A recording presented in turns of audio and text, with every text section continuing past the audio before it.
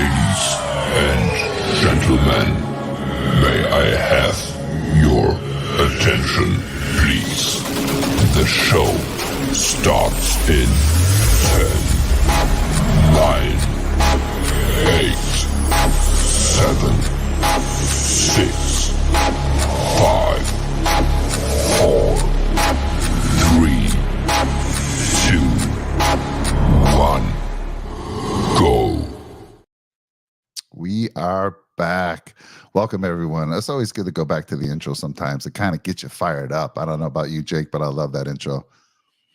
Yeah, it absolutely. I'll tell you what, Mike. I think especially for this show, it's very fitting. So I'll let you explain a little bit more about that. But, man, it gets me hyped up, to say the least. Man, Jake, we are only 9 days away from our holiday spectacular that happens on December 22nd, 8 p.m. Eastern, where we're going to be raising a lot of money for Cardell and his family. By the way, if you can donate or help out, there's a little QR code in the top right there. Scan that with your phone. You go right to the donate page, and the link is in the description of this show as well. But yeah, we got a lot of good stuff planned. I actually got the flyer built, Jake, talking about all the stuff we're going to be doing on that show. So we'll be getting those out sometime tonight or tomorrow. So excited about that. And then, of course, we are 12 days away from Christmas, my friend.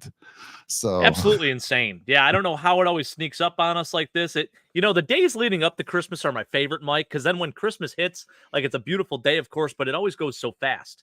And here we are already, December 13th. Crazy. I mean, we're more than halfway to Christmas. And there's always that feeling of like, oh, it's already over. Like, I hate that, I know. The buildup is the best part.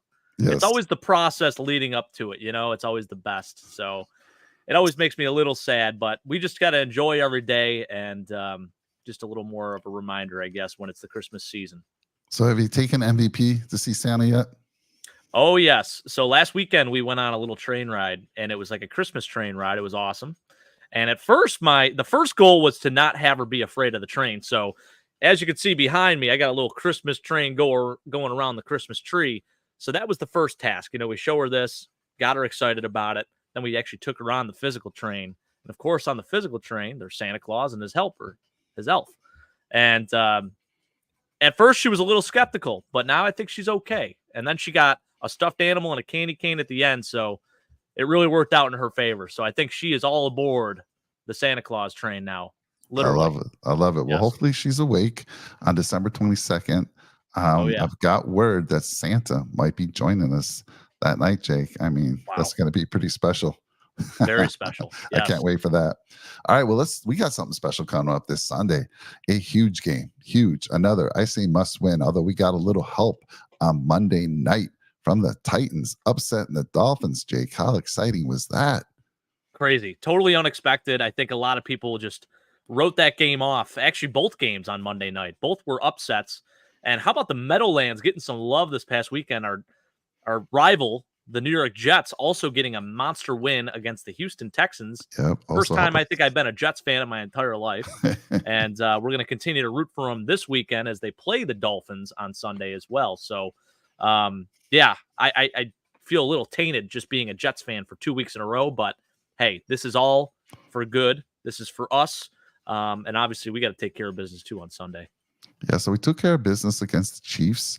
Another just one of those, down to the last minute, working your heart hard that day.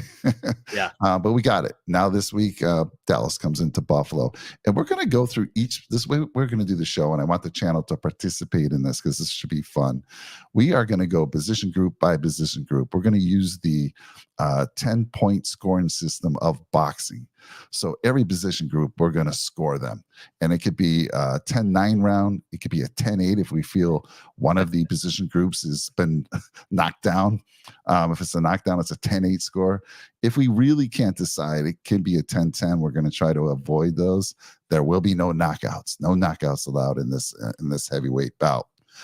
So, Jake, who do we got out there? Let's say hi to Tom. Tom is our sole member. Did you know that, Jake? Did you know crazy. That? He is joined. I knew that he was a member. I didn't know he was our sole member. That's pretty impressive. He is our sole member. I haven't really talked about that. I'm waiting to push that after the holidays. But Tom jumped on the train quickly, and we appreciate the heck out of him. Behind the scenes, he's helping us with the fundraiser. He's always giving us input on how we can better the show. So, Tom, thank you, sir. He says, LFG, let's go. Big L out there. Coming in says you guys should contact Dawson Knox and tell him to tell his teammates to ante up a little bit of Christmas joy to Cardell's fun. It's Dawson's foundation after all. Totally agree, Big L. You know, I asked the Punt Foundation if I can get a video or a personalized message.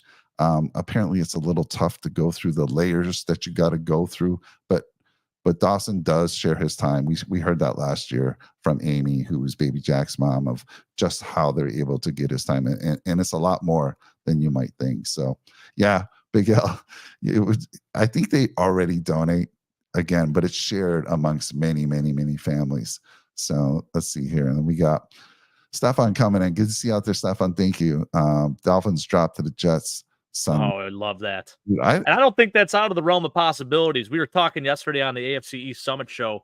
That game's going to be close regardless. They're giving the Dolphins a 9-point favorite. They're the favorites by 9 points in this game, which is a little aggressive. And, you know, you never know what Vegas really knows, but especially with the banged up Tyreek Hill, you know, I think this game's going to be a lot closer than people think.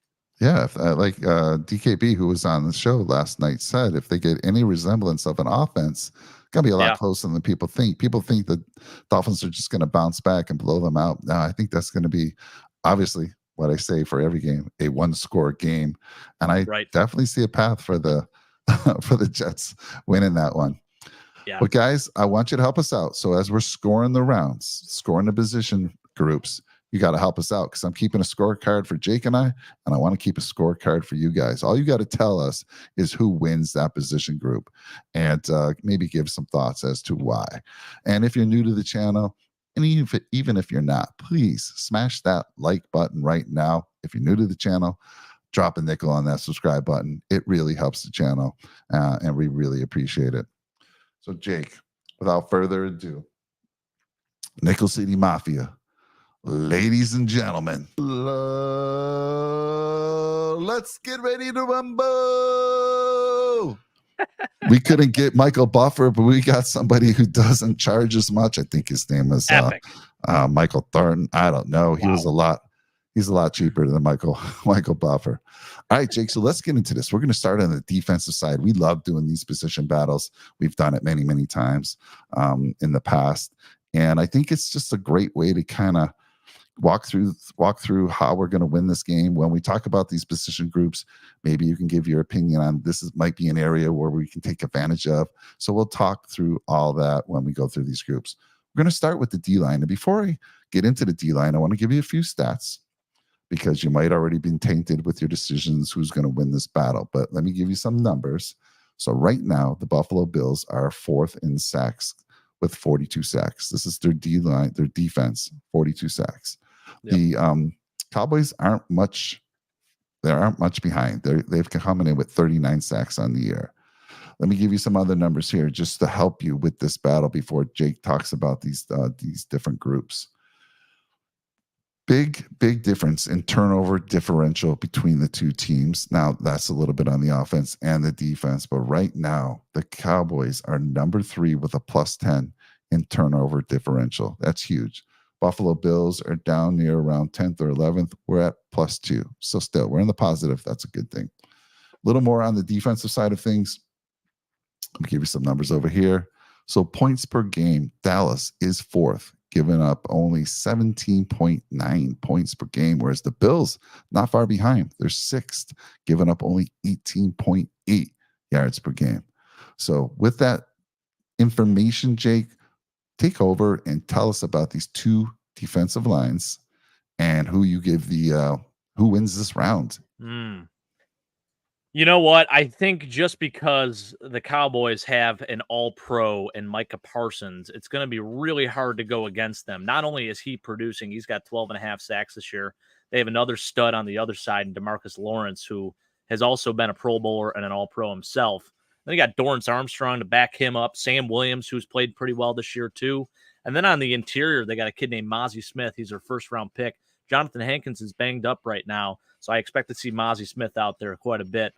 Just a massive human being out of the University of Michigan. He was a first-round pick this year, and I expect to see some great things from him. So when you look at their defensive line, it's loaded, and there's a reason why this defense is only allowing 17 point whatever points per game. They're first in the NFL, or fourth in the NFL in points allowed, or first? Fourth. Okay. Crazy. They're fourth, and they're allowing 17 points. That's extremely impressive, by the way, but I wonder who is first, because 17 points is pretty low. That's the Niners, Jake. I can give you some of that information. The Niners only giving up 15.8 points per game. The Ravens 16.8. Kansas City only 17.5. So very tough defense for those that didn't know that we just beat. So, and then of course you got the Cowboys at 17.9. Minnesota's only giving up 18.6. Shockingly. Wow. And of course, that 3-0 game last week helps quite a bit. So. Yeah. Posting a shutout, one of the worst games of the week, by the way. Holy smokes. But yeah, no, I think when you factor all that in, they also have Dante Fowler as one of their fifth stringers right now. And you got to remember, Dante Fowler, a few years ago, wins the Super Bowl with the Rams, and he's done some good things in the league as well.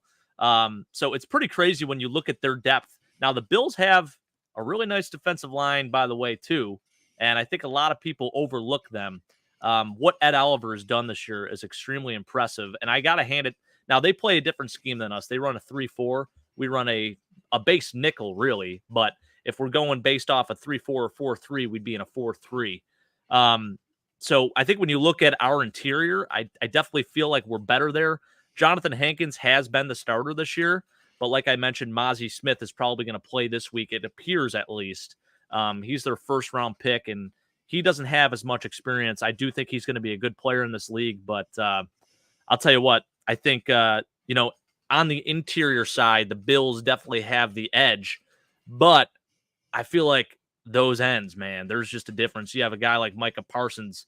He is the ultimate game changer, right? And we have Leonard Floyd, who has played very well. We have AJ Epinesa, who may not play on Sunday. Greg Rousseau, who has had his moments as well. Kingsley Jonathan's come in a little bit. He's been a healthy scratch a few games. Von Miller doesn't really look like himself, So I think I got to hand it to the Cowboys on the outside there.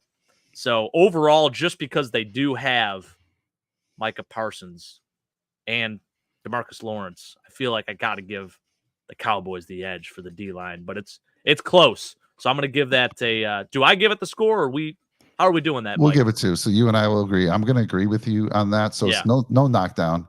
I don't think that it's that big of a difference. So it's going to be a 10-9. So we'll give them a jab here. Oh, I like that. That's pretty good. By the way, I want to say hi to some folks. We got Matt Chatter joining us. Thank you, sir, as always. Roy Collins. He's given Dallas the score this round here.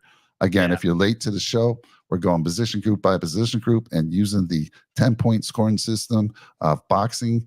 And we're going to go through each group. We've got a 12-rounder here, a 12-round heavyweight fight. Jessica Tennis, great to see you. Haven't seen you in a while. I hope everything's well with you.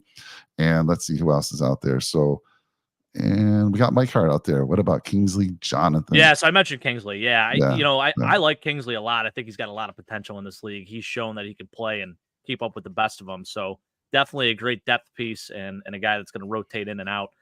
He was an inactive player last week, but I think there's a reason why he's on the active roster. It's only a matter of time before he becomes a normal piece of that rotation. We do have Shaq Lawson, who hasn't really done as much this year. And I know he's a good run stopper, but I'd rather see more Kingsley Jonathan as compared to Shaq Lawson. All right, so I'm waiting for the channel. I guess the only one that came in was Roy. He's given the position group to the Cowboys, just like we were 10-9. Yeah. And let's use the. I should have. We're going to end the round here. All right. Those are great. Fantastic, Mike. Fantastic. All right, so we're going to go into round 2 here shortly, but I want to catch up with the chat. We always want to interact with our friends out there. So let's see. Matt Cheddar. What's Matt Cheddar coming in with? Shout out Linville Joseph standing in for Daquan Jones and letting Ed Oliver work. Thank you, Big L. You think we will? Let's see. Elam is okay to play now. His window opened up already. And Matt Cheddar saying, how much longer is Elam here for? So you're just answering each other. Oh boy, Tom coming in with already packing the snowballs for Miami. Well, love it, Tom. I don't know. You're going to take them with you because that game's in Miami, and I don't know if they're going to last. You better bring a good cooler with you if you're going to do that. Bring a Yeti. Yeah. Let's see here. What else we got down the board here? Roy Collins saying Fowler's washed. Shaq Root, Vaughn disappointing. AJ best year. Any word on AJ? Because I know he was hurt in the game with a rib injury. Yeah, I know he did not participate in practice yesterday and I believe today. Actually, yesterday I want to say was our off day, but yeah, that rib injury is definitely concerning, especially at the defensive end position. I'm not sure if he's going to be ready to go. They listed him as week to week, so I guess we'll see. He's a tough son of a gun, but the good part is there are guys like Kingsley Jonathan who can come in and be a rotational player. We do have a lot of depth at that defensive end position. All right, let's get into round 2 here. And round 2 is going to be all about the linebackers. So again, channel, we're going to talk about it. Jake's going to go through the linebackers in our group and their group. And again, you tell us who you think wins that battle. So Jake, go ahead, sir. Well, technically they do run that 3-4 defense. So when you're looking at that, they have as their middle linebacker, it's technically Damone Clark. They have Marquise Bell as well. Rashawn Evans comes in from time to time. But when you're talking about the stand-up edge rusher, it is Micah Parsons as that guy. They also run DeMarcus Lawrence sometimes as a stand-up edge. He's more of a normal defensive end. So it's kind of an interesting scheme.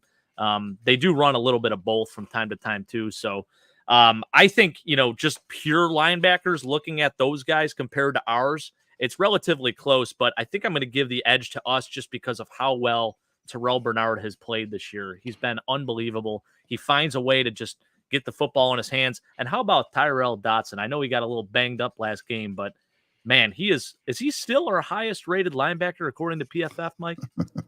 I'll tell you that right now. Dotson, I'll tell you what, I actually thought he played a pretty good game last week too. He's not only one of the best linebacker, he's the best defensive player according to PFF. He's a 90. Wow. A score of a 90. I wanted to say this to you though, Jake. I know, maybe rethink your position here. I want to use, because I did read up that Dallas does use a nickel as well. They play nickel. Yep. And so let's compare nickel to nickel in that regard. So on our side, obviously you got Dotson, who is a PFF. They love him. They love him. But he's been playing pretty well. I think he's been playing above what many people thought he was going to bring to this team, especially early on in the season. And I'm happy for him. So he's been doing a very good job. He's actually rated a 90 in PFF. And again, Pro Football Focus is a tool.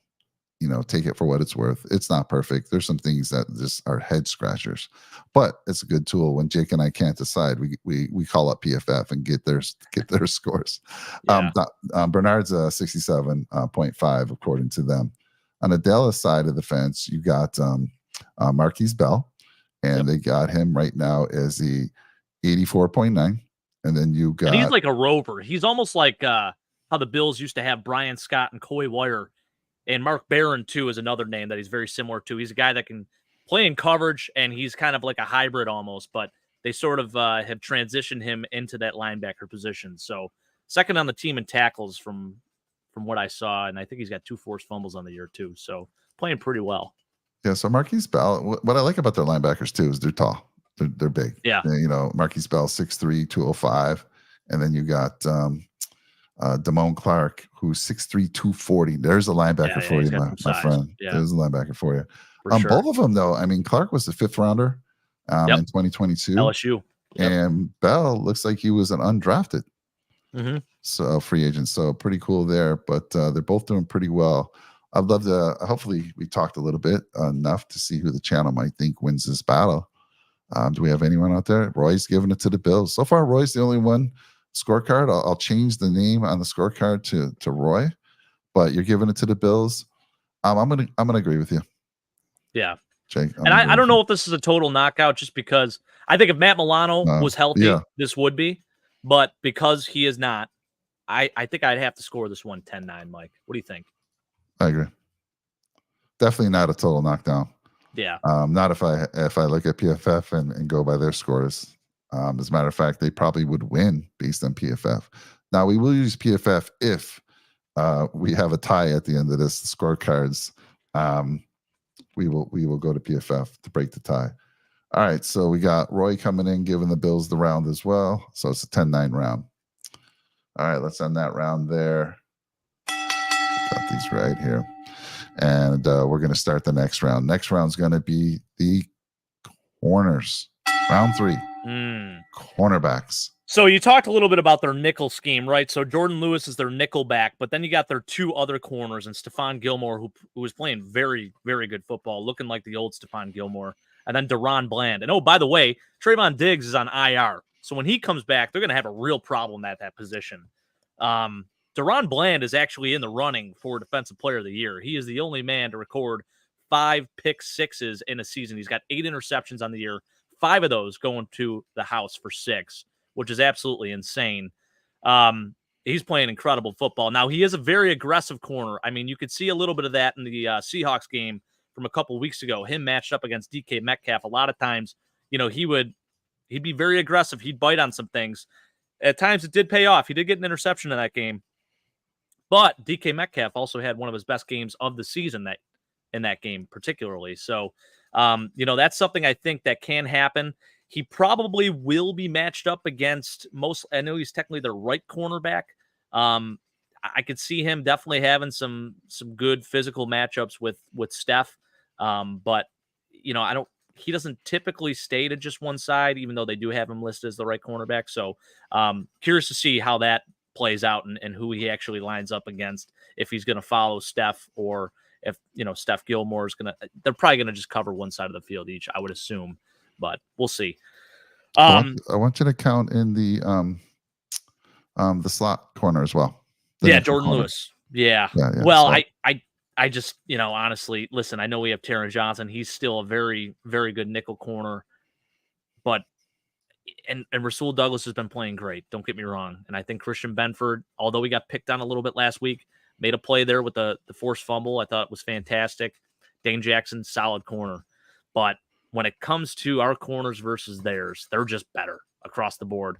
Now, I think Jordan Lewis compared to Taron Johnson, Taron has the slight edge there. But in terms of the other corners versus our outside corners, not even a competition. Got to give it to the Cowboys there. Interesting, Jake. Interesting. Yeah.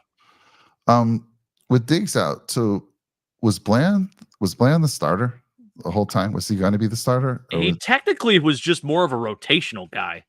I mean, last year, I think he also registered 4 or 5 interceptions, so still was playing a little bit. But this year, he's really come on, so I think they have I guess not a bad problem to have, right? Because now you're going to have 3 corners that are all studs. And whether you play him at nickel, I mean, we'll see. So, all right, well, I got to ask you, is it a knockout?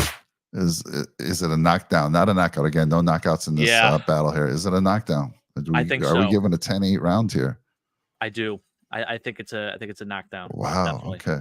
And is it just because of the Bland with all those pick sixes, or I think him, and then the fact that Stephon Gilmore is really playing well even at this old age. I mean, remind people about Gilmore. Stephon Gilmore was drafted by the Buffalo Bills, coming back home to Buffalo. Then he goes to New England. I think a lot of people had a sour taste in their mouth. He wins Defensive Player of the Year in New England, of course, which makes it even worse for us. And then he's kind of bounced around a little bit. He's gone to Carolina. He was on Indianapolis last year. Now he's with the Cowboys. He was traded for a 5th-round pick, Mike. I mean, basically nothing but peanuts. Although nowadays draft picks are a lot more, I think in terms of worth, it's a lot heavier than what it was in years past, So he's done a really nice job there in Dallas, and he's playing good football right now. All right, so Jake has it as a knockdown, so a 10-8 score in that round. What do you guys think? I know most of you have already said the Cowboys, but do you think it's a knockdown? Do you think it's that much of a difference between their corners and our corners, especially with the addition of Rasul Douglas? I mean, he's not far away from Bland score and PFF. I can tell you that much. How about this? Stefan saying, we got the corners. He thinks Josh is going to make Steph look silly. Love that. I hope so. I really do, man. Roy saying Dallas wins at corner. My dad says the Cowboys. Mad Chatter saying Teron Johnson falling off. Christian Benford not bad. Rasul Douglas is good. Mad Chatter also saying Cowboys. And by the way, donation tracker, 2883 of 5K. Not too shabby, Mike. I think that's, did we gain any money there? Or was that where we were at? Or that's where we were at coming into this one. Yeah. Gotcha. So we're definitely want to get that going. Mike, good to see you out there. Gilmore probably retires after this year. He admitted he has matured. Yeah, I would definitely agree. I mean, I think, being young here in Buffalo and wanting a big contract and not getting that contract, obviously not a great vibe as a player that wants to. I think he actually wanted to stay here in Buffalo, but just couldn't come to an agreement there. And New England gave him the bag, and he did great things there, plain and simple. So the channel, based on what the channel's saying, I think it's not a knockdown for them. I'm going to give it a 10-9. Okay. In favor of the Cowboys. I want to say hi to Tommy from Mafia Sports Report. We really appreciate you coming out there. My friend, he's going to check things out tomorrow.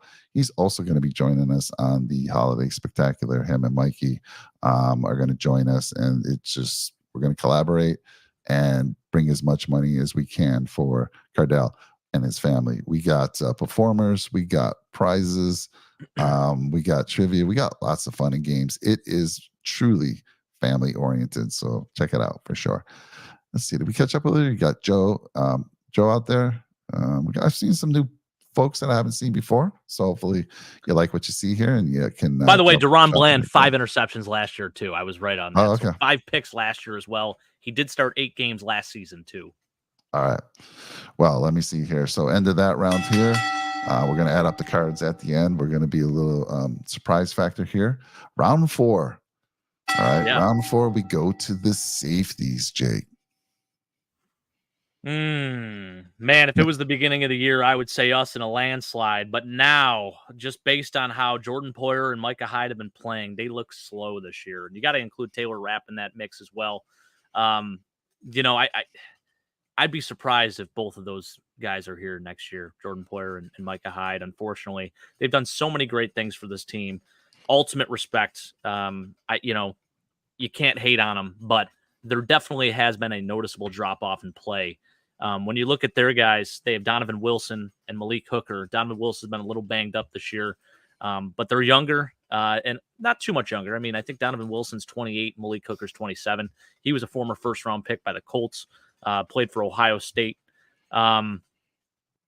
I think they've both been pretty solid, though, this season. And obviously it helps when you have a great defensive line and some really good corners as well in the secondary. So they are benefiting a little bit from that. But I'm going to give them a slight edge just because they're younger. And, it's hard to come to that realization. Yeah. Any word on Micah Hyde? I know he had I know it was a stinger. Yeah, and I don't know. I'm not sure what the deal is with that. I don't know if there's an official. Let me see if there was anything on the practice report about that. I think he was a DNP again. So, did not participate in practice. All right. So Mike says Bean's last couple of drafts looking good with Bernard and Benford. Yeah. Can't disagree with that. I mean, at the start of the season, we were like big question marks on Bernard. I mean, everyone was like, what's going to happen here? We weren't really sure. He didn't get to play in preseason, and man, the kid has a nose for the ball, Jake. He's always around it, whether it's a tip ball, whether it's going to be an interception or a fumble recovery. Even if he isn't the one that makes that play or recovers it, he's right around there always. It's incredible. We haven't missed. Nobody has been saying, I really miss Tremaine Edmonds at all. So fantastic. And I then, haven't even thought about him, Mike. Like, yeah, I haven't even no, gone to watch a Chicago game because there's not even a sense of me missing him. And all due respect to Tremaine Edmonds, but I'll tell you yeah, what, I just feel like Terrell Bernard is a much better fit for this scheme right now. agreed. And then Benford, yeah, I mean, amazing 6-rounder. Are you Yeah. kidding me? He's been fantastic. I do want to give a shout out to Trev, our Hey, friend. I got mine Did as you well. I get meant to yours tell as you about well? that. He did send me Yeah, one. And yeah. So, Trev, listen, next show I'll be rocking it. Don't you so worry. Trev is the Irish Bills Mafia. He's actually in Ireland. He took the time. If you want, he's one of our channels. If you look in the, you look at our channel, you'll see one of our favorite channels. He's one of them. Give him some love. I mean, he sent this from Ireland, sent a nice little Awesome. Christmas card. Great guy, trying to build his channel over there. So this is great for my hot chocolate. So thank you, Trev. I know you watch It our is show. perfect. I wanted to make sure I let you know that we got it and we love it. Let's see. Trev, What do by the we way, I got? put that he sent a Yeah. keychain too, Mike. Did you get your keychain Yes, as I got well? a keychain as well. I put the keychain on one of our Christmas trees upstairs, the one right in the we I have love one in it. our dining room, and I put it right on there, right in the middle, because I figured gotta support the Irish Bills Mafia. Put it on the Christmas tree too. Why don't you? So thank you so much, Trev. I really do appreciate it, man. And the card was beautiful. Everything, man. Much appreciated. Seriously. So, Jake, while I update the scorecards, and again, it was no knockdown, right? We got a 10-9 Cowboys. No knockdown in this one. That's right. All right. And then I think Which I'm a little surprised about. The channel coming to our defense a little bit there, so we'll take it. the channel is also, I believe, taking the Cowboys with a slight edge. Is that what I saw? All right. That's right. So catch up with some of the channel here, the chat. Yeah. So let's see here. Let's take a look. I'll end that round, by the way. Cowboys tight end corp. Can our dynamic duo make sense of it? Yeah. I mean, they are. Any tight end in that Dallas offense is going to succeed, whether it's Jason Witten, Dalton Schultz, Jake Ferguson. Jake Ferguson has been killing it this year. It's very impressive. Mad love for 21 and 23, but man, they look slow. Yeah, I couldn't agree more, Stefan. It's been tough. It's been a tough year for them. And then what scares me most is Micah Hyde with his stinger. Apparently, it's his neck that they're worried about. So the fact that it's that, and that's the injury he's coming back from that put him out for the entire year, it does make me worry. Maybe it's time for him to even think about potentially retiring. And I know that's been a rumor for a little bit now, but it may have to happen just because of that. So you don't want to see a guy be one hit away from potentially being paralyzed or whatever it may be. You just don't know. You don't know what the severity of it is. So it is a little scary. Porter got to go. Wrap is mid. Time to draft one. Yeah, I would have to agree. I mean, obviously, we do have DeMar Hamlin, and I think DeMar is a solid player. He's definitely not that cover corner that these other guys are. Jordan Porter's kind of a hybrid. He can do both. Micah Hyde is definitely known as like that center fielder. Yeah, I was excited about the Taylor Rapp signing, and maybe he does need to be like the full-time starter to get his confidence and to get him going in this system. As far as that other safety goes, Tracker Viewer's not going to love to hear this, but we do have Cam Lewis as well still on the roster. Track review is not out there yet right now, so I know. You can say speak freely. When he catches it, though, I'm sure he'll be scratching his head and probably shaking his head. But yeah, I mean, we do still have DeMar Hamlin too. So, but I wouldn't be opposed to drafting one in the first or second round, maybe second. I would like a receiver in the first. Tons of good prospects. That's right. My dad's saying week to week for the Micah Hyde injury. Okay, thank you, Big O. And then Ed Oliver, first year, I think he was a good pick. Resign Joseph and Daquan or drafted DT early, I say. Absolutely. I agree with that. Tim Settle and Puna Ford, wish you the best, but no resign. Jordan Phillips, I like. Yeah, that's definitely been, I didn't really talk too much about them when we talked about the D-line. We signed Puna Ford in the offseason, and I think a lot of us were extremely excited about it because this is a guy who took a pay cut to come play with us, and now he's just been a healthy scratch. Like the last, I don't even know how many games.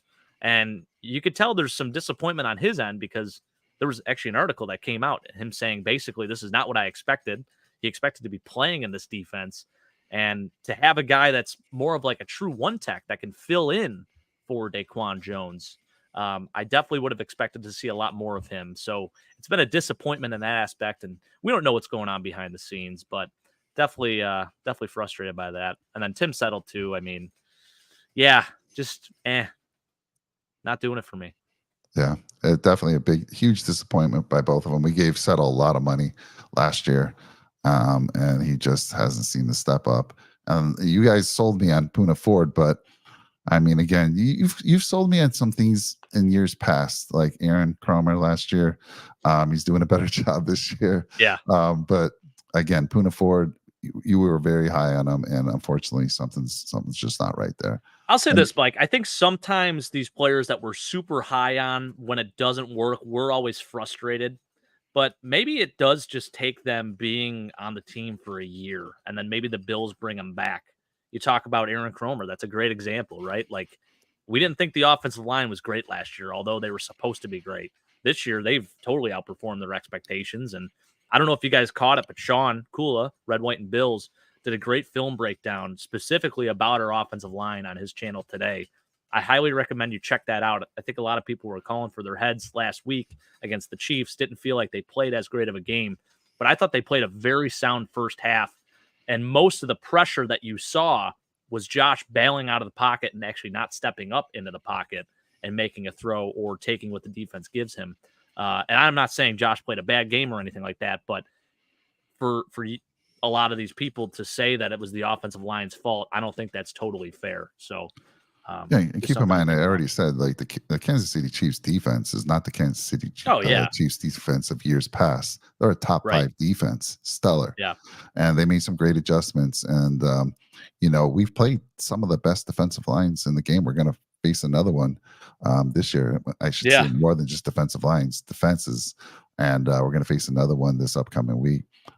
But yeah, it might have been the roughest, but from the eye test. But yeah, go check out Sean's video. It may change your mind just a little bit. So check him out, Red, White, and Bills. This is interesting. What do you think of this? Interesting. Yeah. So we could probably have a whole show on this one, Tommy. Yeah. I like this. This is so we'll tell the story. Jake was all about Matt Ariza. Now, Matt Ariza, out here in San Diego. I'm about an hour and a half from that school. I actually have a brother-in-law who works for the school. So I tried to get some inside information, but I was unable to. He was hush hush. He was proven innocent. And, unfortunately, the stories that came out after the Bills had drafted him, man, again, a lot of times we do this, Jake. We make a decision right then and there, but man, with the Bills taking a lot of heat when the story broke. I think the girl released a statement exactly what happened, and it didn't look good. And immediately jumped to the conclusion that she can't be lying, right? She can't be lying. And I don't know the whole story. I don't know when it went down, but he was.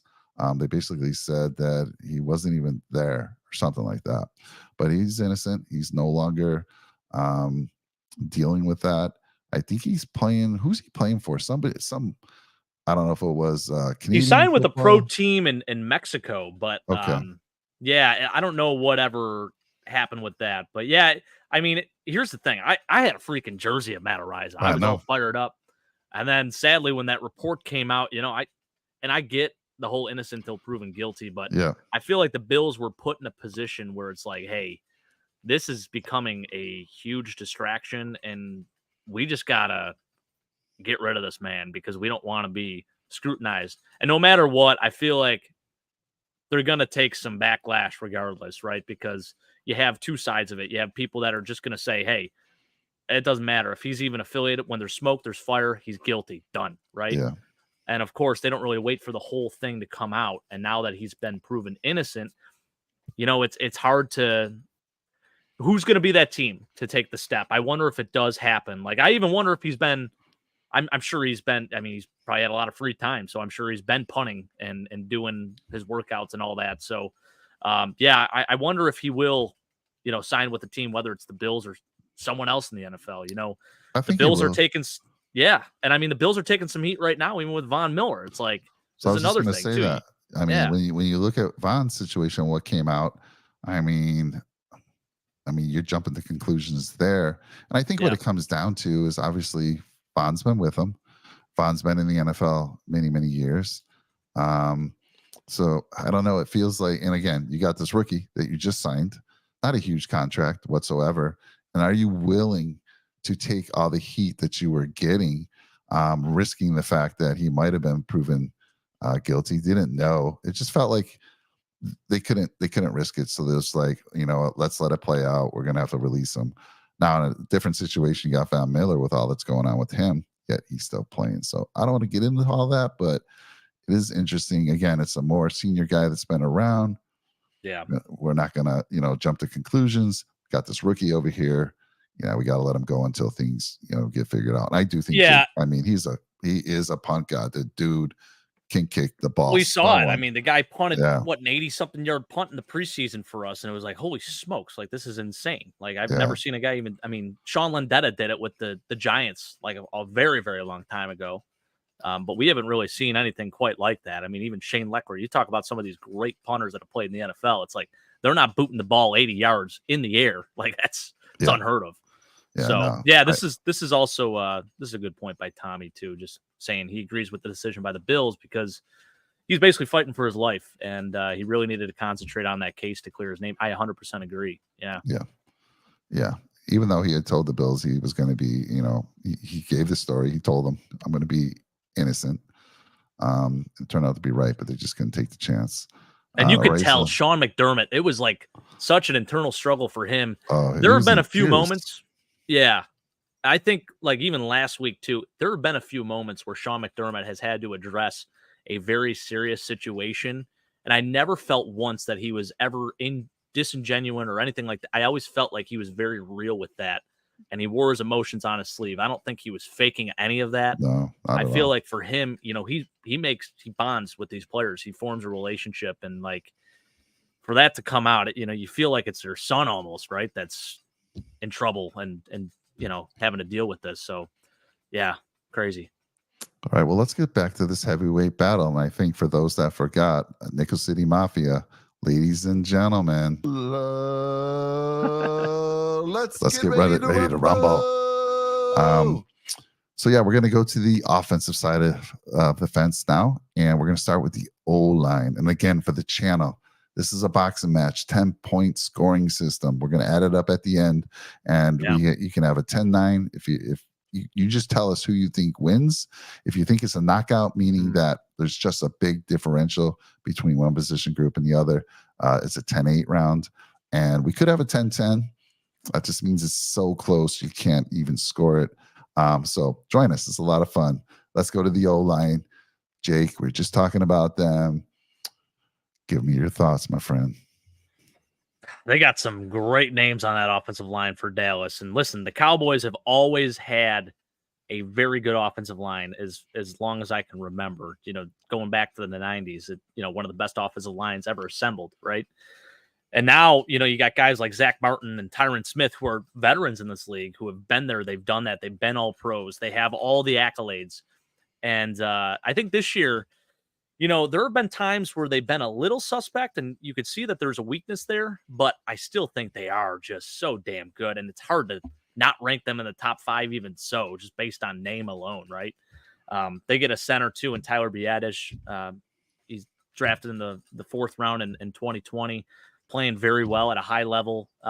You still got Tyler Smith as well, 1st round pick for them in 2022.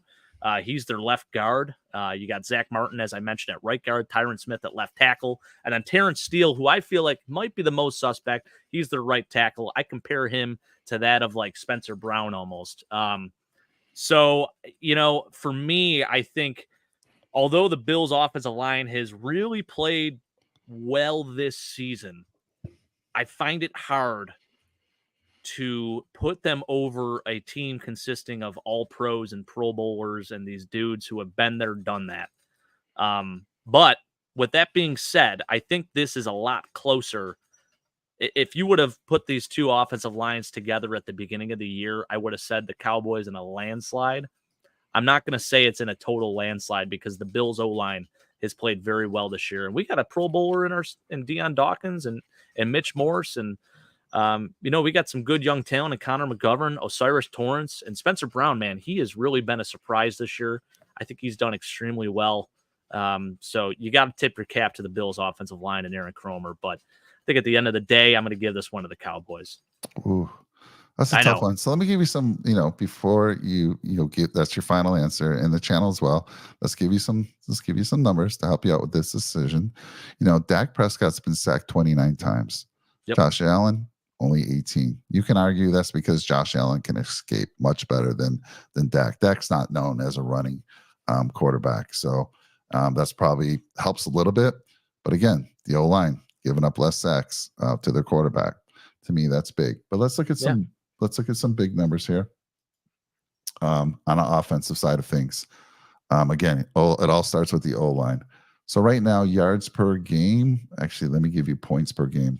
The leaders are. Let me make sure I got this on the right side of the fence.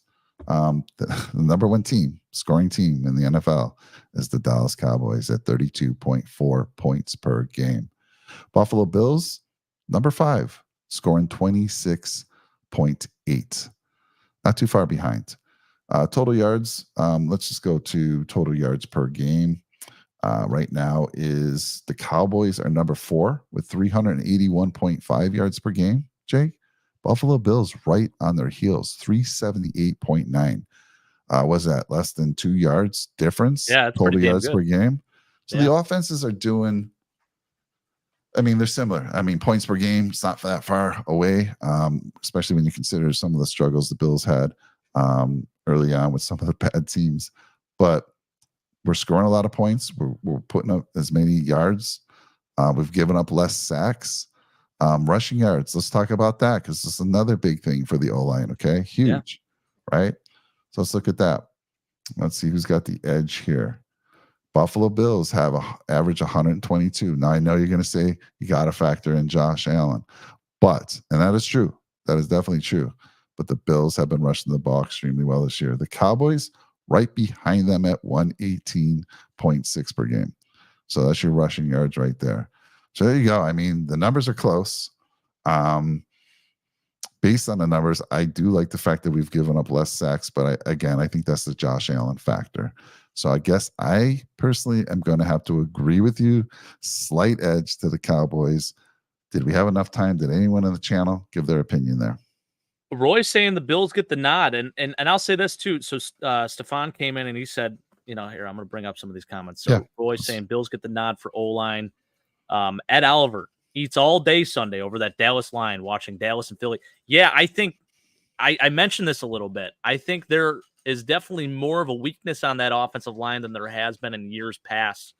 I just in this contest is a hell of a lot closer than probably anticipated. They have all the accolades. Tyron Smith, one of the best left tackles in football, of course.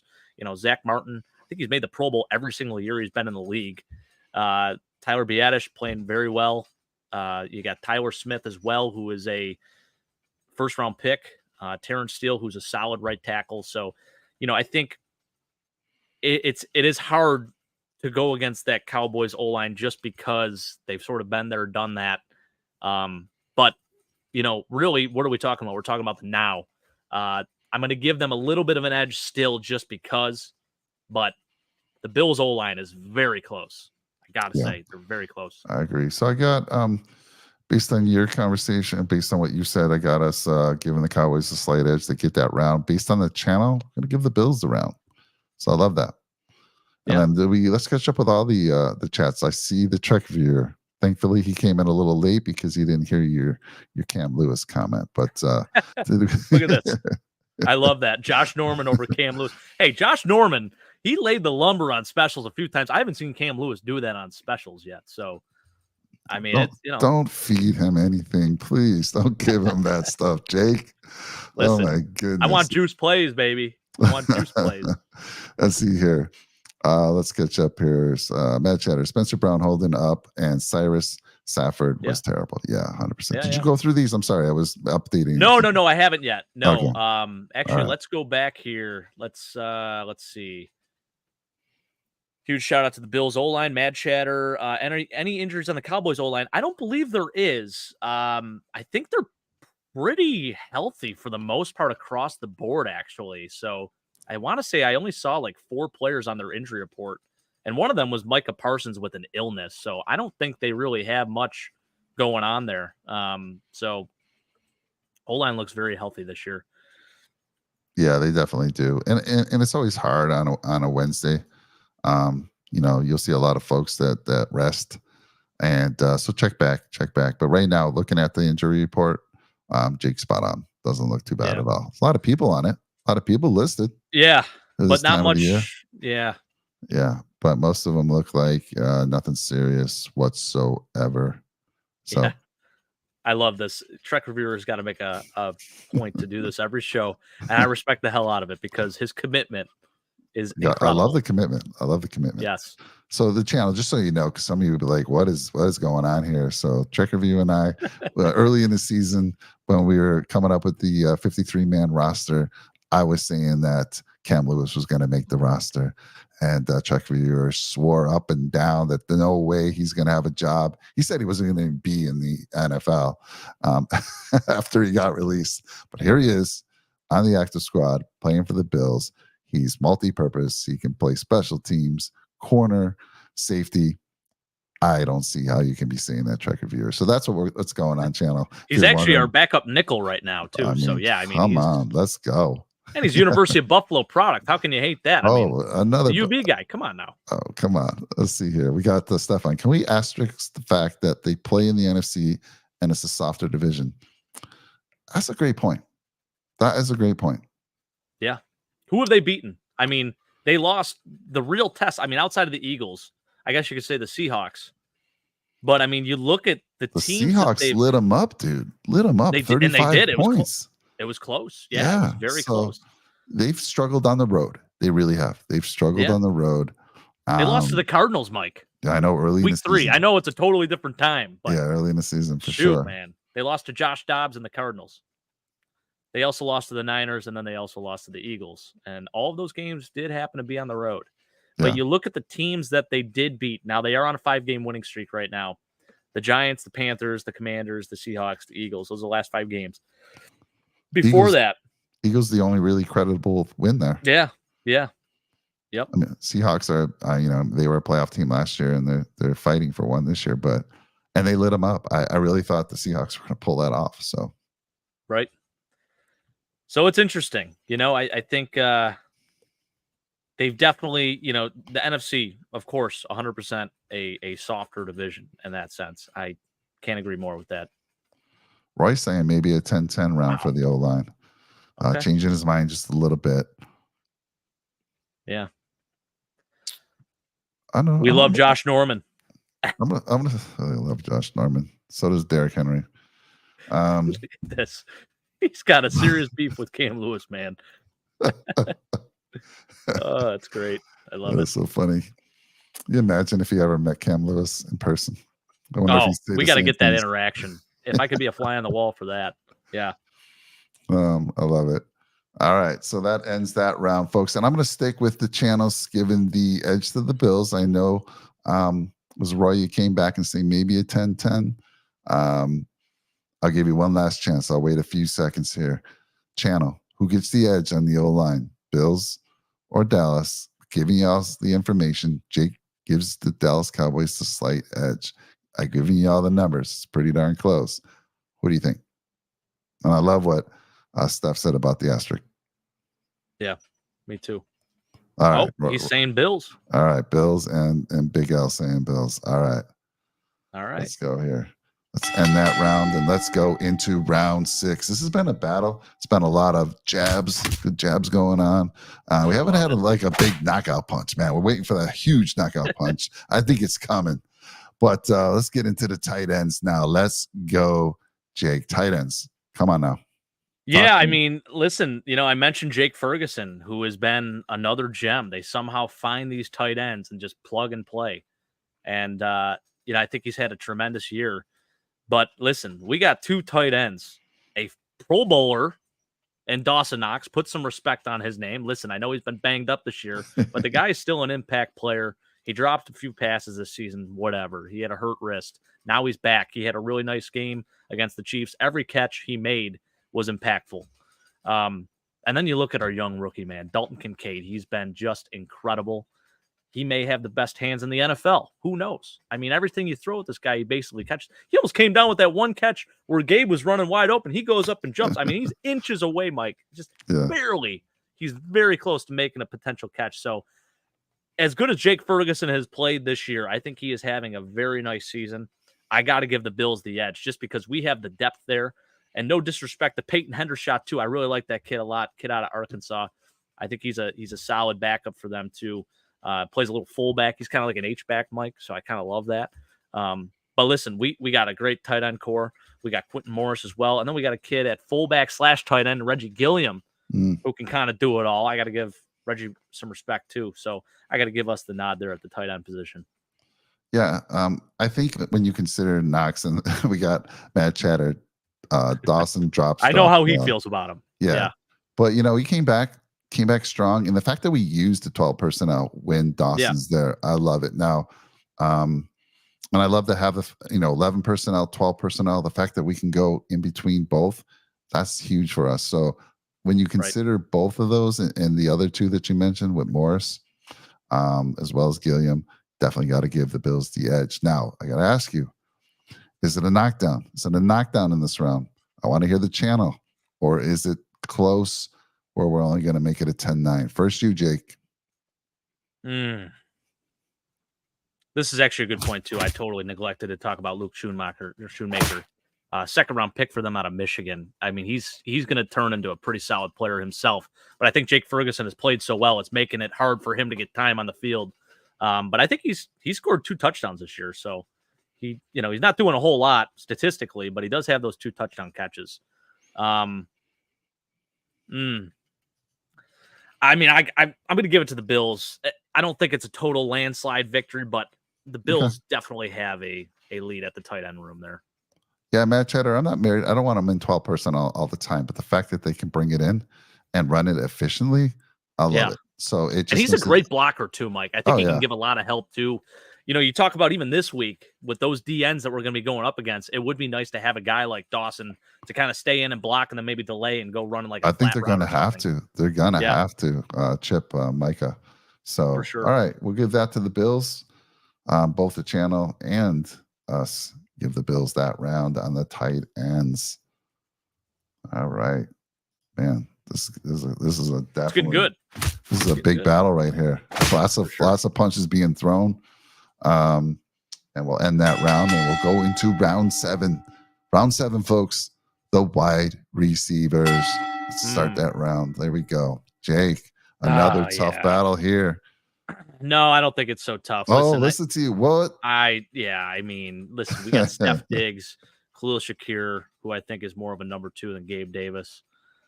And we got Trent Sherfield and Deontay Hardy and Andy Isabella on the practice squad. I do want to mention we did open the practice window for Justin Shorter, my neighbor, lives right down the street from me. I might need to go knock on his door and get a feel for how he's feeling. Maybe if he's got some inside info for us too. I'm sure he's not allowed to leak any of that to the media or just normal folks like us. But you look at Dallas's receiving corps. They have CeeDee Lamb, Michael Gallup, Brandon Cooks, who has been really playing great football lately. This guy, he's had multiple 1,000-yard seasons on different teams. It's like he goes to a new team each year, and he somehow gets 1,000 yards. Now, I don't think that's going to happen this season, but he's still playing very good football.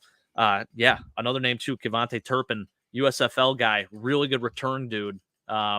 He's a really solid player too, especially in the return game. So, with that being said, I got to give the Cowboys the edge here for sure, no doubt, no question. Wow. Okay. So I want to I want to give some numbers here. This is an important one here. This, we're in the what do we say, 7th round of this heavyweight fight right now. Yeah. And it's a close one. So I want to go to Gallup real quick because you've been talking about him here. So let's talk. How about this comparison? Roy saying Michael Gallup is the Dallas version of Gabe. I actually kind of like that comparison. I think you're pretty spot on with that one. Yeah. Yeah. He's had 51 targets, 31 receptions for 405 yards with 2 touchdowns. And I'm going to go through each of these receivers for them. We'll go to CeeDee Lamb. Obviously, CeeDee Lamb's having a spectacular year. He's had 129 targets, 96 receptions already for 1,253 yards. He's a Yeah, he's beast. killing it. 8 receiving touchdowns, only 4 drops. Average yards per reception is 13.1. And then over there, Cooks, like you said, what was Cooks on? Is like his fourth team, fifth team, something crazy like that. And here he is. Saints, Patriots, Yeah, Rams, it's insane how many teams he's been with. But Texans, he himself Cowboys. Yeah. is had 57 targets. He's got 39 receptions for 534 yards and 5 touchdowns. Pretty damn good. In comparison, let's look at the Bills here. So we got Gabe Davis. Everyone's like, Gabe Davis, what do we got here? You know what, though? Okay. Gabe, listen. every other game, 0 catches last game. So he's beating their number 2 that you were just talking about. He's got 66 targets, 39 receptions for 595 yards and 6 touchdowns. Now, we know the potential. We know lately he's been disappearing. The disappearing act has been huge, but we know what Gabe can do in big games. So, I mean, just keep that in mind. It's not a bad year so far. He still has 4 more games. I mean, what did he have last year? He had about 800 yards and he missed a few games. He's been healthy all year so far. So, yeah, it's definitely a disappointment with him being in a contract year. But let me go back to, let's look at Diggs. So let's see, Stephon Diggs. What you got going on, Steph? He's got 131 targets, 87 receptions, 993 yards, 8 touchdowns. So definitely behind CeeDee Lamb there. Got to give CeeDee the edge. And let's talk about this a little bit. Let's stop right here. Pause. What's going on with Diggs? I'm seeing more drops than I've ever seen recently. I'm not totally mad that they're not forcing the ball to him, but this is your number 1 receiver, and something's going on. He's been dropping some key passes. Jake, you have any thoughts on that? Yeah, it's, a different type of usage for him as of late. You've seen a lot of these wide receiver screens, and I think part of that is just trying to get him the football in his hands and what he can do with the football, with the yards after catch, and making a play that kind of energizes the team. I mean, that's Steph Diggs to a T, right? So I think that's the goal here in mind. And they ran that all game last week, and then eventually it led to a play where Gabe Davis is wide open. They set that up all game. And then finally they had a home run ball that could have happened and it didn't. But Steph still had 11 targets. He only caught 4 passes. He had 2 drops from what I saw. And, to me, I think the biggest difference is, what I've been noticing is, at least, it seems like the contested catches, he hasn't been coming away with those as often. And at the beginning of the year and in previous seasons, it hasn't even been a question. So he's got to figure it out. He's going through a little bit of a slump right now, but I have all the confidence in the world. I think this is a bounce back game for Steph. And I think this game especially, you go to your number 1. I mean, you feed him and let the rest happen. Yeah, that's interesting that you said he had 11. Now that I think back, there's just a lot of incompletions to him. Not a lot of good looks for him. And you're right, he hasn't been making those plays because we always say, "Out, throw it the stuff." A lot of these top receivers, the quarterbacks trust them enough that they'll throw it. He might not be wide open, but they'll make plays. But something's up to it. It's not just last game he had a couple drops. He might have had 3. I think I heard one channel say he had 3. You're saying 2. And previous games, the game before that, he had a couple drops. And I don't know what's going on, but something's up. We need him back. I want to finish up with Khalil. If they start using this kid more, which they should, listen to this. They've thrown the ball to him 31 times. He's caught the ball 26 times of those targets for 422 yards and 2 touchdowns. He's averaging 16.2 yards per reception. Get this young man the ball more, Jake. So I give you some more information. I mean, I think Lamb, CeeDee gives him the edge. I have to agree with you there, based on what's happening, because it feels like CeeDee Lamb doesn't get shut down. Like he's gonna have a decent game, whereas Diggs seems to be getting shut down. And they're putting double coverage on CeeDee. It's not like you can't argue the fact, they're putting more coverage on Diggs. No, CeeDee Lamb's a beast. You're going to be putting double coverage on that kid. He's younger. He's bigger. He's taller. Probably a little faster. So Anyhow, I'm going to have to agree with you, even though I gave you some great numbers from our 3 receivers. So let's I see here. mean, here's the thing too about Khalil Shakir. I talked about yards after the catch. Yeah. You saw a little bit of what he could do there on that 81-yard catch that he had against the Jets. Still actually holds the longest, Josh holds the longest throw, and Khalil holds the longest catch thus far this season at 81 yards. So, I mean, just a little taste of what he can do. I mean, anytime you throw him the football, he's catching it and he's making a play. And most of the time he's very reliable too on like third down situations. So I feel like you gotta definitely get him more involved. One catch is not enough. Yeah, no, please start throwing the ball his way a little bit. Did we have a consensus from the channel at all? I think most people said Cowboys. Was it? All right, we'll give the Cowboys. I don't think is it a knockout? No one said it was a knockdown, right? So Stefan's saying this is Dale's Mike Tyson third match knockout. Wow. All right, man, chatter. This is Mike Tyson's third match knockout. And these round matters because Bills have Jay. We haven't gotten there, Mike. Love that, Mike. I'm going to give you some numbers there to help you make that decision. Obviously, I think it'll be an easy decision, but you'd be surprised what Dak's been putting up this year. All right, so let's give the edge to the Cowboys, both the channel and our card, Jake.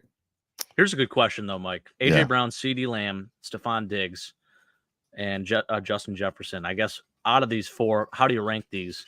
Now, I think most people, when healthy, would probably rank Justin Jefferson as their number 1 because he's, I mean, without a question, in my opinion, he's the best receiver in the NFL.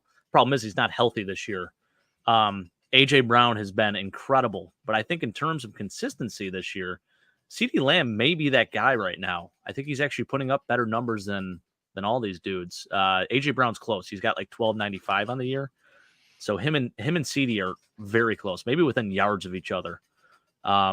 Steph, I think at the beginning of the year was just lighting it up. There was no one even touching him, but he slowed down a little bit. So I think out of these, I guess these 3, because you can't really include JJ, I'm going to give maybe a slight edge to AJ just because he's a bigger dude, and he's also doing it with Devontae Smith alongside of him. So it's like, who do you cover? So I'll give AJ a slight edge, but then I'm going to put CD and then Steph. You could argue the other way. He's getting good looks because of Devontae Smith on the other side, right? Got a really strong second guy. Like if they're covering AJ, man, Smith shows up. So you could argue that point.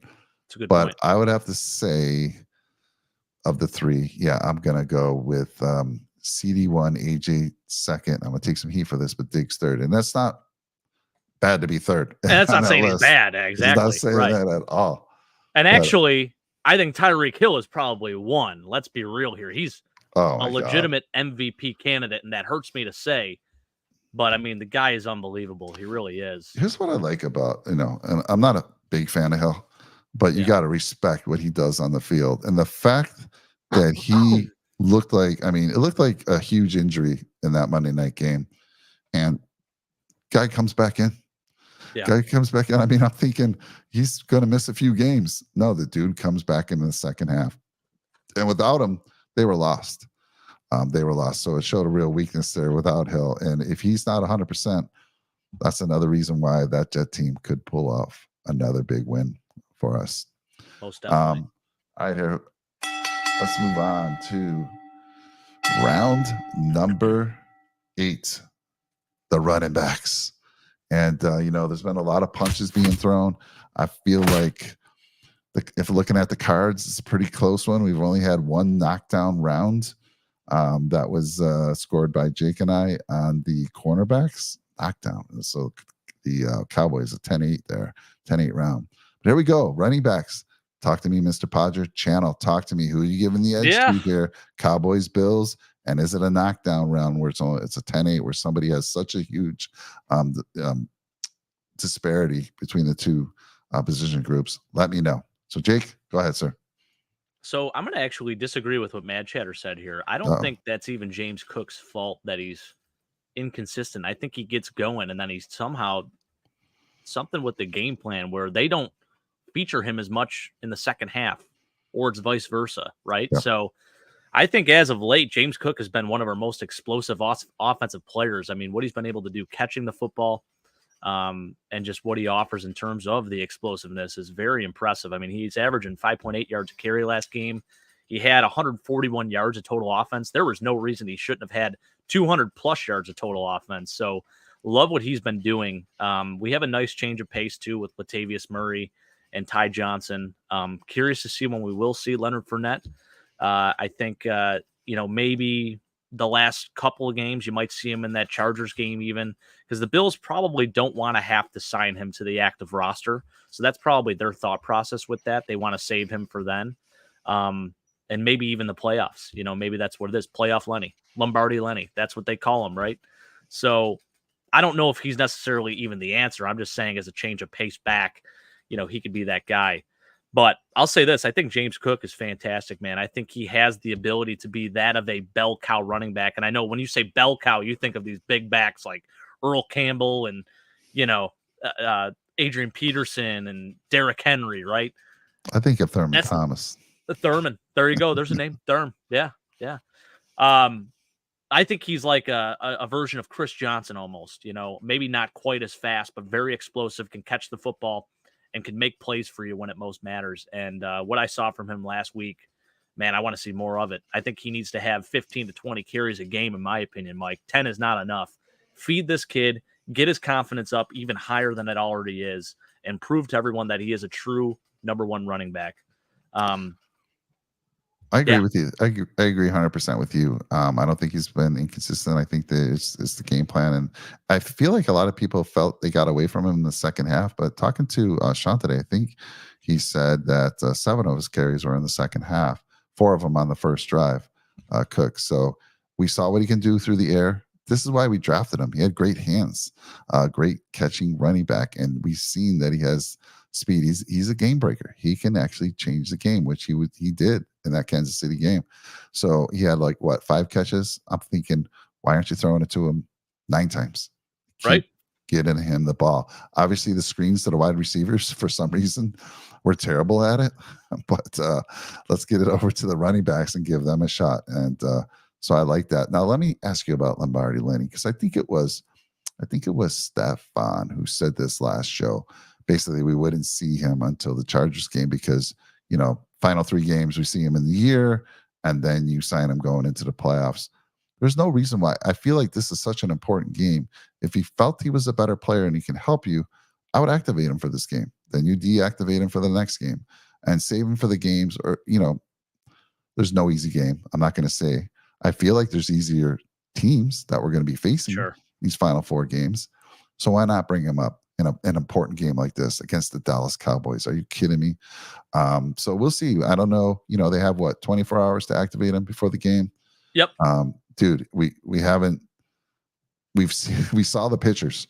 The dude's thighs are massive. Quadzilla, baby. Yeah. And he can catch the ball. He's a great blocker. I don't know what's going on there. I don't know what they've seen. Obviously, they see something we don't. Ty Johnson has looked pretty darn good. I've liked what I've seen out of Ty Johnson. Oh, yeah. And but it might be time. Maybe Murray needs a little bit of rest. I'd love to see, Lombardi Lenny elevated and give Murray a little break there. Let him. He's older, right? Coming down to those final 4 games, get him a rest, additional rest. I agree. All right. So I think the running back room. I think no knockdowns, but I think everyone's given a 10-9. I do want to talk a little bit about Tony Pollard too. Yeah. I think a lot of people felt like, when Zeke was on the team, he was stealing time from Tony Pollard. They wanted to see Tony Pollard be that featured guy. And he's only got 1 touchdown this year, Mike. He's got 700 and maybe 90-ish yards rushing. I think people are slightly disappointed with his overall production. Now, Dak is playing at an extremely high level. They are a passing offense first. But when you get rid of a guy like Ezekiel Elliott and what he did with the Cowboys his first 5 seasons in the league, I mean, you expect Tony Pollard to put up similar numbers and to be a similar player, especially after he had a 1,000-yard season last year. So he hasn't quite done that. I think there is a chance he still gets 1,000 this year, but he's not putting up the scores, the touchdowns, and getting in the end zone like a lot of people were hoping he would. So I think he's been a little disappointing in that sense. But they got a kid also named Rico Dowdle, and I'm a big fan of him. I'm a South Carolina fan. He played at South Carolina, and I like that kid a lot. He's a good change of pace back. I think he's a little banged up. But those are their two main dudes. I know they have Deuce Vaughn as well, which is a great story. He's like Darren Sproles 2.0. That's a dude to look out for in the future. He's an up-and-comer for sure. I think he's only 5'5", like a $190, Mike. So pretty cool to see him in the league. And his dad is in the player personnel department and called him on draft day to make the pick. It was a pretty cool moment. Yeah, that is awesome. I mean, you mentioned Zeke. Look at Zeke, what he's doing, man. Proving the doubters wrong. Oh, yeah. I mean, they'd probably love to have him back over there in Dallas. But yeah, Pollard's been, I mean, I know Chris on our fantasy football show was just praising that guy last year. It's like, can we now say that Pollard is the number one guy there? But yeah, this year's been a little bit down for sure. So I still agree that for both the channel and us, 10-9 round here, giving the advantage to the Bills. Now, Bills Mafia, ladies and gentlemen, I got to use this again because I love it. This is the big round, number 9. Fullbacks. No, we're not going fullbacks, Jake. I'm sorry. Can I just mention something, though, real quick? Yeah, you can. Go ahead. Because the Cowboys are one of the few teams that actually do have a fullback in their offense. Hunter Lupke, he's a rookie fullback out of North Dakota State. So I got to give him a shout out. He's got a hell of a mustache, and he's got a little gap in between his teeth. So you got to love seeing that out of the fullback position. But we got a man named Reggie Gilliam, whose nickname is literally the Sledgehammer, Mike. So I'm taking our fullbacks in a knockout. All right. All day. No disrespect to Hunter Lupke. No worries. But here we go, ladies and gentlemen. Let's get ready to rumble with the quarterbacks here. Now, before you start throwing out things, let's get some numbers here to present to you guys, because everyone's going to obviously say Josh Allen. And but let's give you some numbers. Let's compare the two. Right. So Josh Allen right now is putting up 3,447 yards. He's got 25 touchdown passes. As I said earlier, he's only been sacked 18 times. That's the Josh Allen factor right there, even though the O-line's been great. That's touchdown passes, 25. He's thrown interceptions, 14 interceptions, right? And he's got some crazy, ridiculous streak of 9 games in a row. What do you know what the longest streak is? Does he hold it? I can't imagine there can't be many more quarterbacks that have thrown 9 interceptions in a row. Yeah.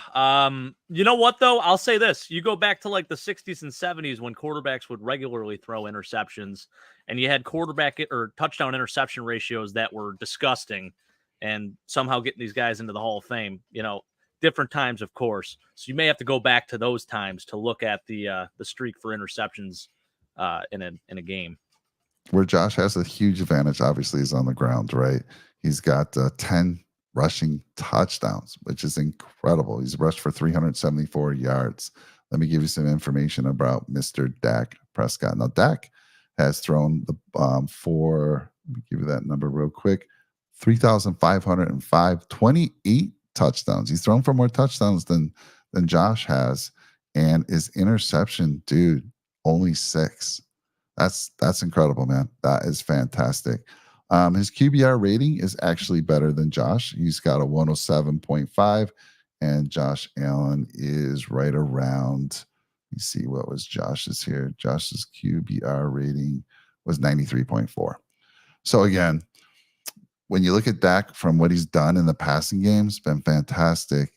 He offers nothing in the run game, and when you think of escapability, Josh Allen. Right. So I just wanted to kind of give you some numbers out there. I know who I'm pulling for. I know who I think most of the channel is, unless you have a good reason to say Dak Prescott. The only reason and the only question is this a knockout for the Buffalo Bills? And I'm gonna hold my opinion until you answer first. So let's talk about it. Let's go. You're up, Jake. I think this has been one of Dak's finest seasons as a pro. He's battled through a ton of adversity, dealing with a broken ankle, torn ACL, you name it. I think he had an Achilles too, somewhere in between. I don't know, but a lot of injuries, riddled with injuries in his career. And he's always put up pretty good numbers for the most part, right? But this year, I think the lack of turnovers on his end has been very impressive. There's a reason why he is in the MVP running right now. Obviously he does have some good weapons. I think this offense fits him very well. and he's coming in hot against the Bills here. But on the road, he does seem to struggle. He also has been playing in very, very much temperature-controlled environments for the most part. So that's another thing to factor in.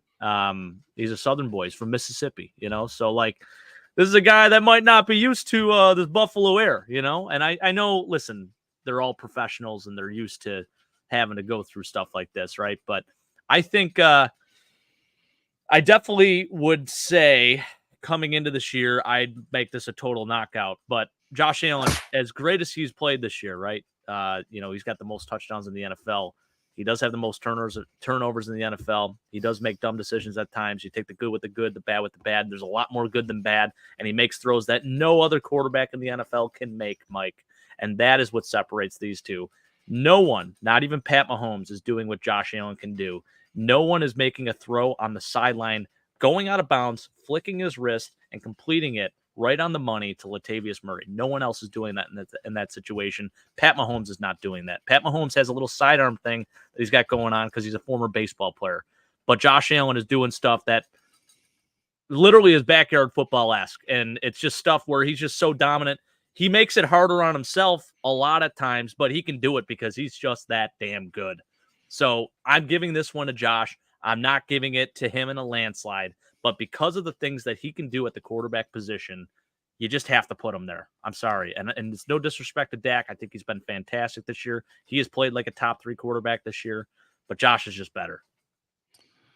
Yeah, I have to agree. And based on the passing numbers by Dak, I can't have it be a knockout as well. I would love to. I mean, Josh Allen came out throwing jabs. He hit him hit him with a right hook, really rocked Dak, but Dak stood up and says, I'm here. I got some good numbers myself. I think that's an incredible number. If that is the truth, Mr. Brett from the Go Bills podcast, Joe Namath, 20 straight games with an interception. I told you. Yeah. You look at Joe Namath's career stats, Mike. Wow. Kind of disgusting. But back then, totally different. Offensive schemes were not the same. The concepts were totally different. He did register the New York Jets' only 4,000-yard passing season in their history, still to this day. This is back in the freaking 60s. And no he one won has them a done Super it Bowl, buddy. He won them a Super Bowl. And he guaranteed it. All right. Crazy. So I got some folks maybe saying Josh Allen, but not a knockout by Roy. Matt Cheddar says Josh by $1 billion. That would be a knockout for sure. I don't know. I based on what I'm seeing, I'm saying I think it's going to be a 10-9 round as well for the Bills. Yeah, I would based on what the channel. So channel, I'm scoring you a 10-9 to the Bills. All right, we're going to kind of quickly go through these next two, especially this next one. Round 10. First of all, let me end that round number 9. And I'll tell you what, the scorecard's going to be interesting to see who wins this battle. But it's extremely close, and that just tells you that the Bills can play with anybody. But we'll see what the total numbers add up here in a little bit. Round 10. Jake, this is your area. You love to talk about it, right? Special teams. Oh, baby. Yeah, and I do a little sigh there because I think our special teams has been one of the more underwhelming parts of our team this year. Now, it does start with the snap, and there's been no one better than Reed Ferguson. He's the longest tenured Buffalo Bill, so I'm not going to even put any disrespect on his name. But at the punter and kicker position, there has been a lot of inconsistency this year. And it's been very frustrating because those two performed at a very high level last season. I felt like we were calling Sam Martin slippery Sam Martin. Every single time he punted the football, the returner would fumble. And Tyler Bass, I mean, he could not miss. He was great. He was Mr. Clutch. This year, it just hasn't been the case. There's been these field goals, these 40-yarders, these 50-yarders that Sean McDermott's not even bothering to attempt because he doesn't have the confidence that Tyler Bass is going to make it. That is discouraging, and that does not probably sit too well with Tyler Bass himself.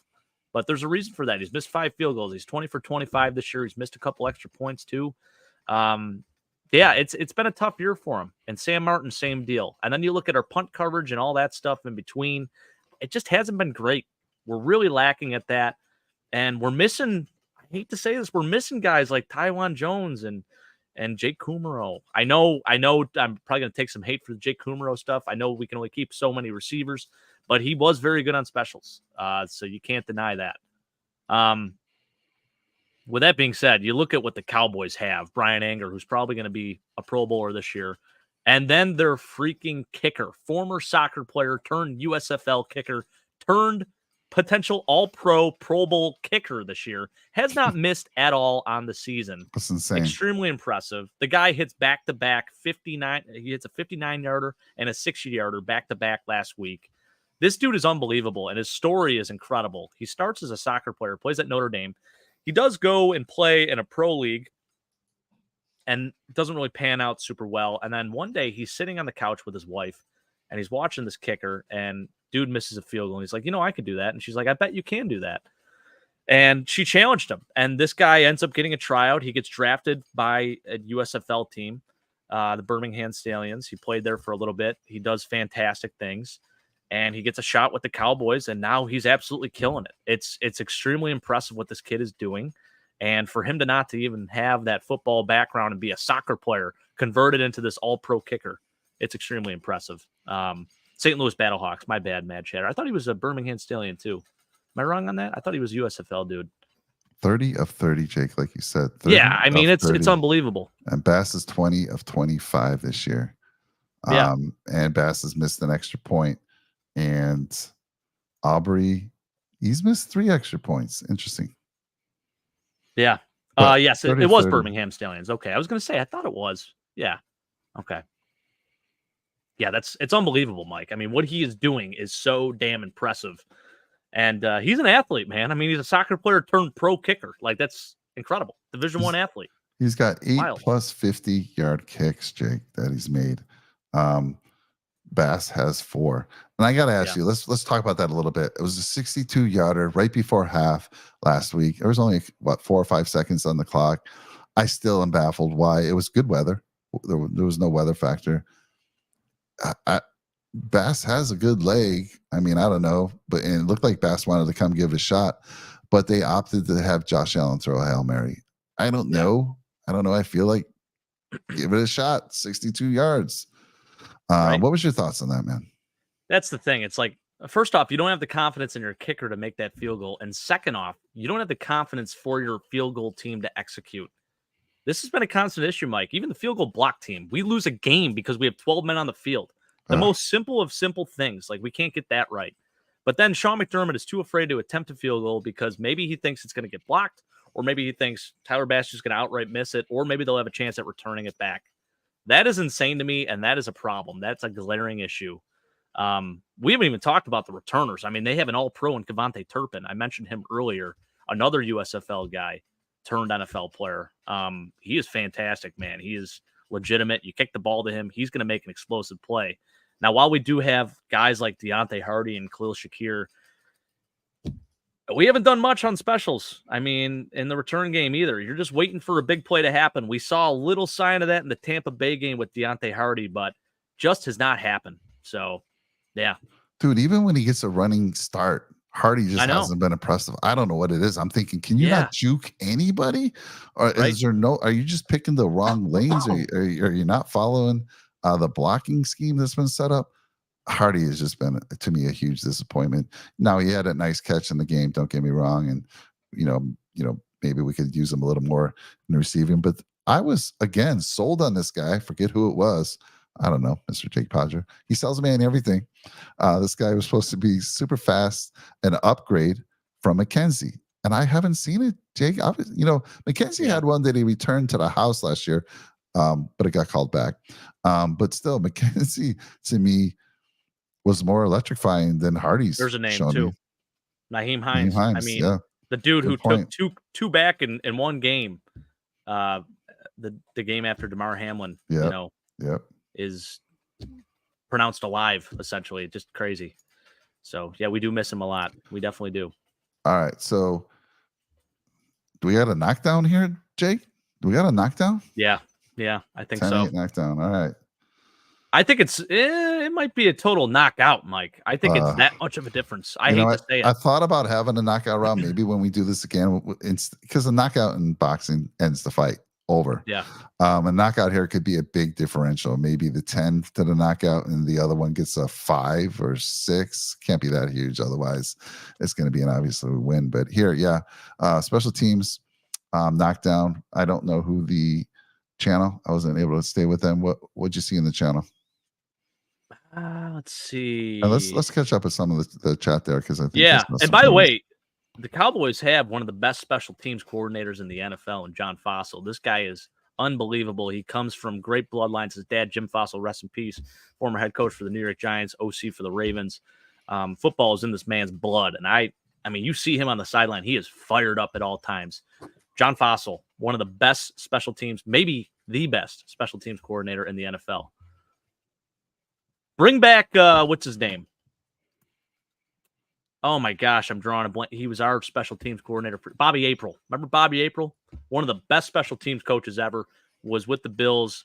Brought along guys like Terrence McGee, Nate Clements. I mean, there were some absolute dogs returning kicks for us back in the day. Bobby April, man, he was the man. I don't know what's going on with him. He's probably well retired, but I miss that guy because we haven't had a great special teams guy since maybe Heath Farwell is all right, but yeah, Matthew Smiley. I don't know. He's not getting it done. All right, let's see. I never thought I'd say this, but McKenzie is not bad for my Colts. Let's see here. So I didn't see the channel really say it's a knockdown. And he says, Bills ain't getting up from the knockdown. All right, man, chatter. Stuff on special teams goes to Dallas. Stuff on, is it a knockdown? Is it that big of a difference? And let's see here. Look at it this way. Cowboys are due for a special teams letdown. Yeah, I love the optimism because Jake and I are the most optimistic guys you'll find. So I love that. Finding that little piece. Love it, Mike. Good stuff. All right. Bobby April, by the way. Bobby April, his last job was with LSU in 2017. He was a special teams analyst. He was with the Bills from 2004 to 2009. He's assistant head coach and special teams coordinator. He was fantastic, man. We had 2 Pro Bowl long snappers. It is tough when your best player is the punter, though, Brian Moorman. So what are you going to do? All right. So I think the channel is also saying a knockout as well. I'm sorry, a knockdown. Yeah. 10-8 in that round. Round 10 goes to special teams. Big couple right hand hooks, just jabbing it, using the jabs, just taking advantage, just just beating up that special teams. All right. Round 11. You got me on a rant doing special team stuff, Mike. Like I know. I'm talking previous special teams coaches. It had to be one of the rounds. Here we go. Excited. We only got 2 more rounds, guys. This is a 12-round heavyweight championship battle for the title. All right, round 11. The coaching staff. Here we go. Yeah. Jake, that channel. Talk to us, Jake. This is, I don't like how you're hesitating so much. Yeah, I am. I don't like to see that look on your face. Yeah. Their offense is first in the league in scoring. Their defense is 4th in the league. They have a better record than us. Mike McCarthy has a Super Bowl. I know he's been judged for his inconsistencies too, though, with the Packers. And I love Sean McDermott. He actually just passed Lou Saban, second all-time on the list for wins, 69. Nice. Freaking incredible. I mean, he's had a really, really good career as the Bills head coach. But have we already seen his peak? I feel like a lot of people are already over this. But I will say this. I don't know if there's been a coach that has gone through as much adversity as Sean McDermott on one team. Like, literally had a player die on the field and somehow was able to rally his team. And I get it, like, we lose in the divisional round last year to the Bengals at home, and the team looked flat. And this year has been a total train wreck in a lot of people's eyes. We dropped a lot of games that we shouldn't have. I think the fact that Sean McDermott is not only a head coach, but a defensive coordinator, and what he's doing with this defensive unit, it's extremely impressive. And I have to give him a shout out for that. But I think just overall, the Cowboys, they are just solid across the board. They have Mike McCarthy as their head coach, Brian Schottenheimer, who's had his ups and downs as well, but his dad, Marty, rest in peace to another man. He's got the football bloodlines. He's been a great coach in this league for a long time. The offense is clicking on all cylinders right now. And Dan Quinn, their defensive coordinator, has been fantastic. And I know he's got the personnel and the players, but he has developed a lot of guys on that defense too to become these all-pro and Pro Bowl players. So I think with that being said, I have to give the coaching to Dallas. I mentioned their special teams coach, even freaking John Fossil. You don't often talk about a special teams coordinator that much, Mike, but this is a guy that you can't not mention when you talk about the Dallas Cowboys and what they've been able to do. So I don't know if it's a landslide, just because I think what the Bills have done this year is still impressive, weathering the storm with the defense and making a coaching change and still keeping it together.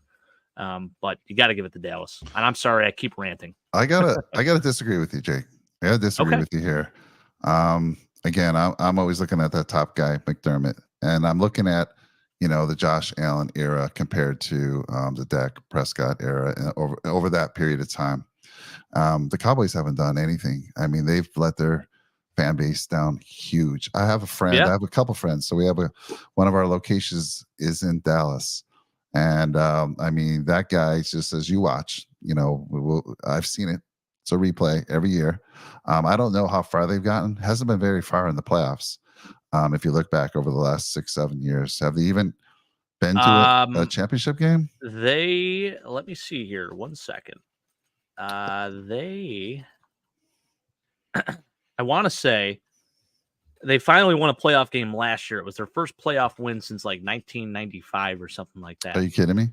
Okay. Last year. So people would be firing McDermott already. They're already talking about firing this guy. Yes, you're right, Roy. It's coaching overall. And we've been through, 3 offensive coordinators since Josh has been here. How many has Dak had in the last few years? Do we know how many OCs? Has it been just one? Have they been Kellen Moore and Brian Schottenheimer, I believe, are the two. Okay, so that too. I can't give it a landslide. I can't even give them the edge if I'm looking at the performance. Again, this year is an outlier, and who knows? This could turn around. But we're 7-6. We control our own destiny. So I'm giving it to the Bills here. And since you and I are different, this is going to be our first 10-10, I think. Yeah, I think that's a fair statement, too. You look at what they've done, right, across their careers with these teams. Yep. So I can definitely understand your reasoning for that. I'm more so basing it off this year, I guess. So I think it definitely is close. Now that you've put it that way, you've convinced me that it's a lot closer than what I originally put out there. All right. So I've seen the mixed reviews in the channel. Matt Chatter, McDermott with a knockout. He's going knockdown. But again, that's the head coach in there. Let's see here. Over coaching, I think Roy gave the coaching to Dallas. And you're right, Roy. When I said coaching, it was all of them. Do we have somebody else chiming in there? Dallas drops 3 or 4 starting Buffalo. Funny, I love it. I love that. If I talked to my friend in Dallas, he'd say that too. He'd say, yes, it's going to happen. They're going to collapse. McCarthy got himself fired with Aaron Rodgers. McDermott's still trying to get himself fired with Josh Allen. Advantage McDermott. So, well, he does have a Super Bowl though too. So there is that. We haven't done that just yet. Okay, but when was that Super Bowl? 2011, 2010. And who was that with Dallas? No, that was with Green Bay. Okay, over Pittsburgh. Yeah. All right. So he hasn't done much in a long time. You got a Super Bowl. No, it's been a while. But with Dallas. Yeah. Not very good, my friend.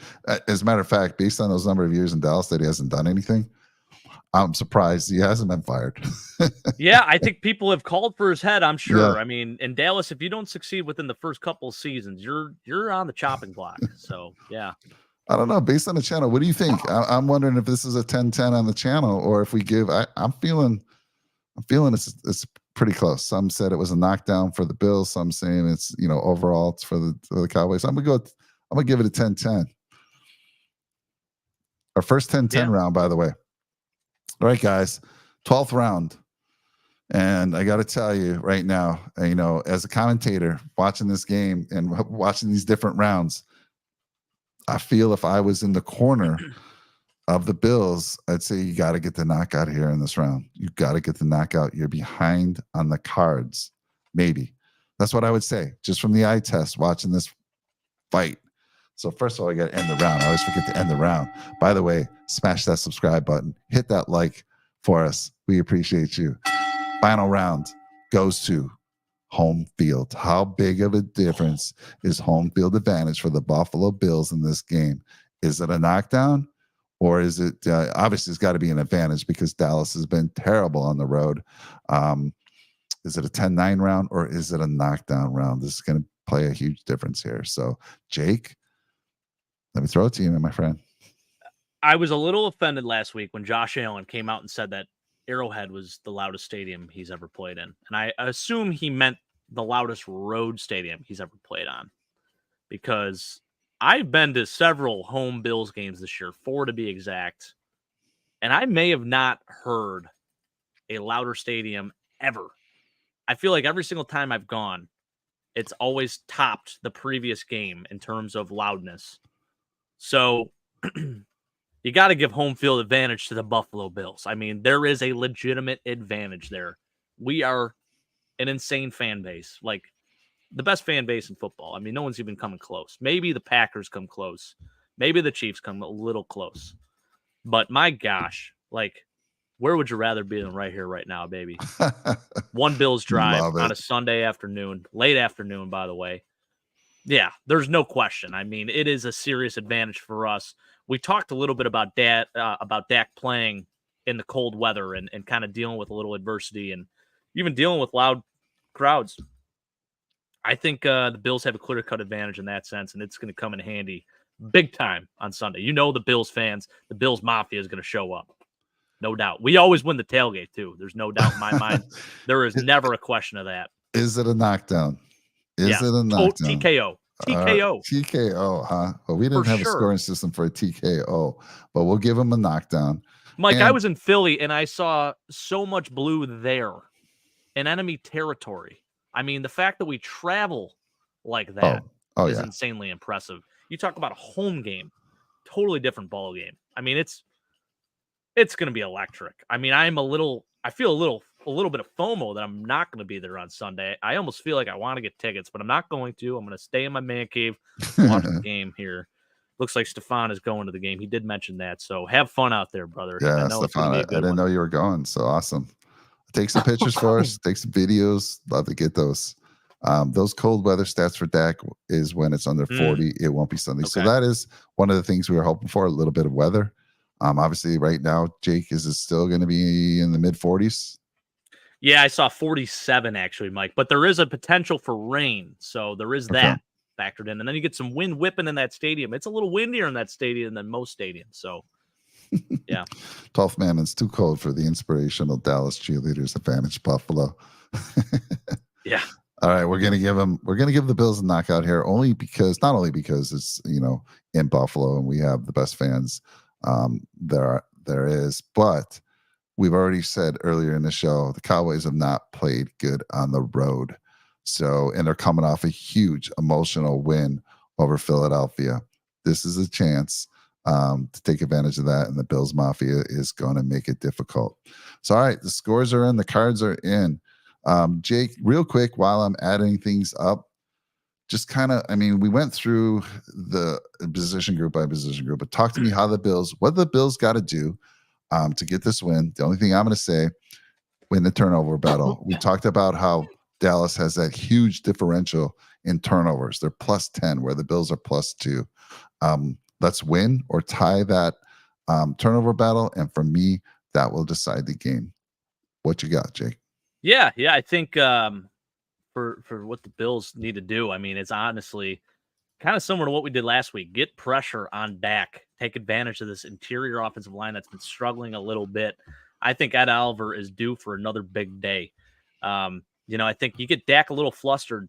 You mentioned it, Mike. He does have sneaky mobility, but he's definitely not as mobile as Josh Allen. So this is a guy that you can get down on the ground and really, put a hurting on him basically and kind of make him make some bad decisions. So you get some hands in the air like we did last week too, maybe some opportunistic interceptions.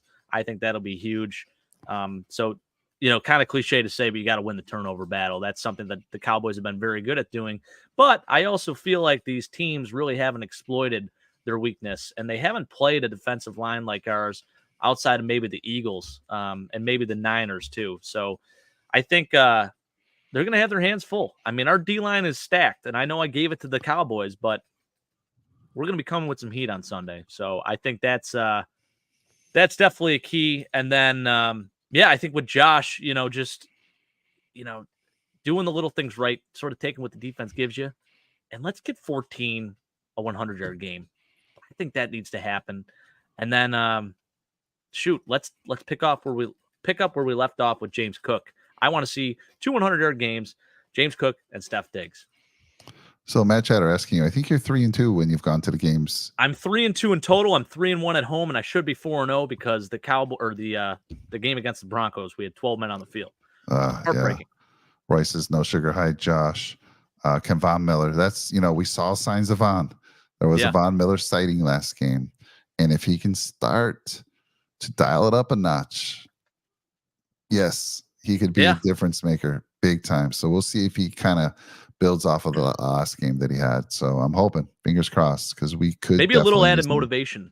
Yeah, because you remember the Cowboys were in the running to sign Von Miller, so maybe there's some added motivation there. Would be nice to see him register a sack. Yeah, I would love that, man. That would go crazy. Stefan, on the offensive side of the ball, we run right at him, get dirty, and wear these guys out. On the D, get hands on Dak, knock him around, and he'll struggle. He's been sacked 29 times. We have more sacks than the Cowboys. I definitely think we can put some pressure on him and make it uncomfortable for him all game. So, and then, yes, Roy, I told you we need some wide receiver sightings this week. And dang it, Gabe, please let this be one of the big game games. Big game. Please show up, my friend. Show up and then get that ball to Khalil. So I'll tell you this. Yeah. Just looking at Gabe Davis's stats. So last week he went 0 for 0, right? This week he's due for a big game because if you look at the pattern here, right? Yep. 0 for 0 last week. The week before, 6 for 105 and 1. The week before that, 0 for 0. The week before that, 2 for 56. Week before that, 0 for 0. Oh Mike. my God. Week before that, 9 for 87 in the touchdown. This is it. Yes. So there is a pattern. He goes 0 for 0, then he has a nice game after. So he's due for a nice game this week. So, all right, let's go to the scorecard, Jake. This is interesting. Judges Jake and Mike have the score 114, 112 in favor of the Dallas Cowboys. Ooh. The channel has the score 114, 113 in favor of the Buffalo Bills. Now, in boxing, they have a third judge. And that, this right now it's a draw. They have a third judge that would. So I'm going to leave it at a draw because these two teams are extremely good. Yes, the Cowboys have the better record. They've struggled on the road. We know the Bills should have a much better record. You can just look back at all the games we should have won. But it's all about now. It's all about right now. And I think these two teams are playing their best football. Obviously, the Cowboys are on a 5-game winning streak. They're due for a loss. We're about to go on our 5-game winning streak.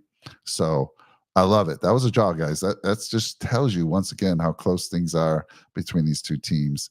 And that was a lot of fun. We'll have to figure out how to make that a little shorter, an hour and 48 minutes today. But I love the fact that we saw a lot of interaction today with the folks in the channel. So we appreciate you. We really do. That was fun. What'd you think, Jake? Sure.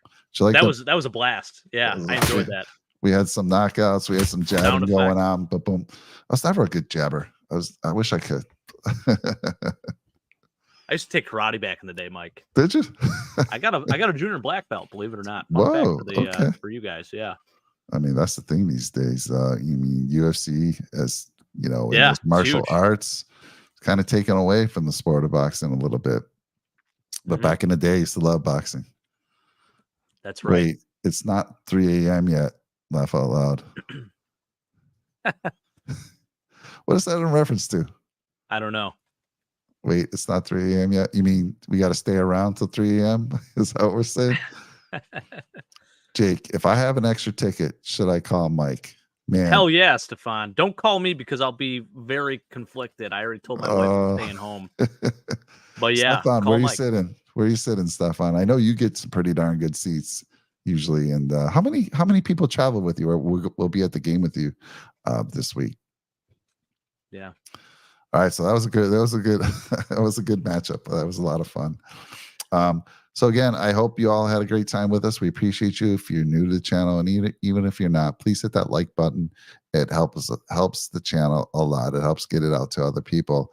We got a lot going on in the show these days. You'll see Jake and I Wednesdays and Sundays at 9 o'clock p.m. Eastern. Sometimes you'll see Jake on the EFC East Summit. Like he hosted yesterday, did a fantastic job with the guys. That show goes off every Tuesday at 5 p.m. We have our Sabres Edge show. That goes off Tuesdays at 8:30. If you're into the Sabres, got you covered. We got the Red, White, and Ruthless. That goes off Saturday. That's Brett and Sean. They do a fantastic job Saturday nights at 8:30 p.m. Eastern. And then we got fantasy football. This is the week, man. Fantasy playoffs start. I think I'm the number 2 seed in our league, my friend, and it only because I was a little outscored. So watch out after a rough start to my season. I just turned it around, and I'm looking to bring home the championship this year. I'm looking to teach you youngins a little thing about fantasy football. I love it, Mike. Hey, you were doing it back in the days where you have to go to the paper and get exactly. I go get the paper on Monday mornings. Go take your little break. It's the first thing you wanted to do. Go get that paper, and that's awesome. The way you would find players that you were going to pick up on the waivers. You had to look at the box score, and most of the leagues I did where we also had defensive players in there as well. My fantasies don't involve football. Roy, is it bad to say that mine do? Because I know it's a little weird. Like what? I don't know. How many leagues? Don't you run a bunch of 10. leagues? Yeah, I'm in 10. I'm a commissioner. Oh, my God. Yeah, it's bananas, but I love it and I live for it. And actually, we're going to Vegas, and one of our leagues, we are very serious. Shout out to the Catalina Fantasy Football League. My boys out there, we are going to Vegas this year to do the draft, and it's going to be legit. It's good. If you've ever seen the show, The League, that is how we treat this league. It's crazy. Every year we do an opening ceremony. We have a sledgehammer that is awarded to the team that is the grittiest of the teams. They for the draft ceremony, they take the sledgehammer, they smash a bunch of cinder blocks. That kind of starts the draft off. It's crazy, Mike. We're a bunch of weirdos, but we love it.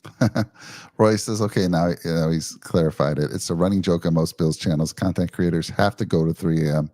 All right, Jake, go get your coffee. Let's fill up the mug from. Yeah, I mean, I have no issue with that. Let's go. I mean, what time is it out there? It's 11. We got some time to go. I do want to remind everyone, first of all, again, that 22nd, that holiday spectacular.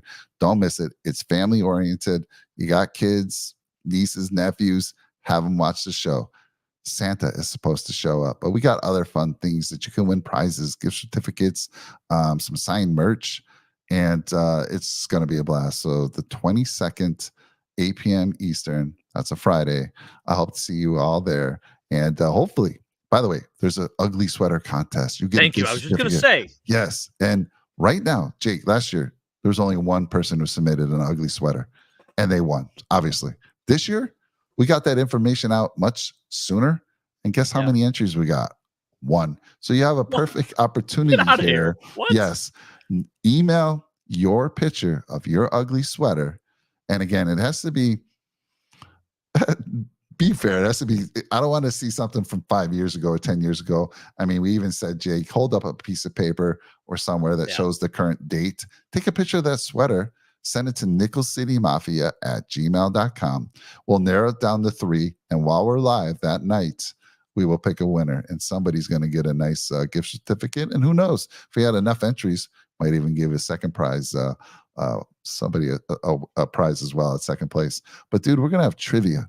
Who wants to be a millionaire style? But we need some brave people. Last year, nobody was brave enough to come on the channel. You have to get on. You have to show us your face. You got to be on camera. Don't be scared. Jake's there to help you. But unfortunately, it's going to be holiday trivia, Jake, not sports trivia. So watch out. A lot of fun there. So join us. I mean, I'm so excited about it. It's going to be a blast. We got some performances. We got entertainment for you guys. So check it out. Jake, closing thoughts, my friend. Closing thoughts, 31-27 Bills. Oh, we didn't get a story. 31-27. I love it. 31-27 Bills. It's a one-score game. Bills win by 1 or more. Let's go. And by the way, Bills are favored, by the way, by 1.5 points. That's a little crazy. We should have brought that up. But yes, that is crazy.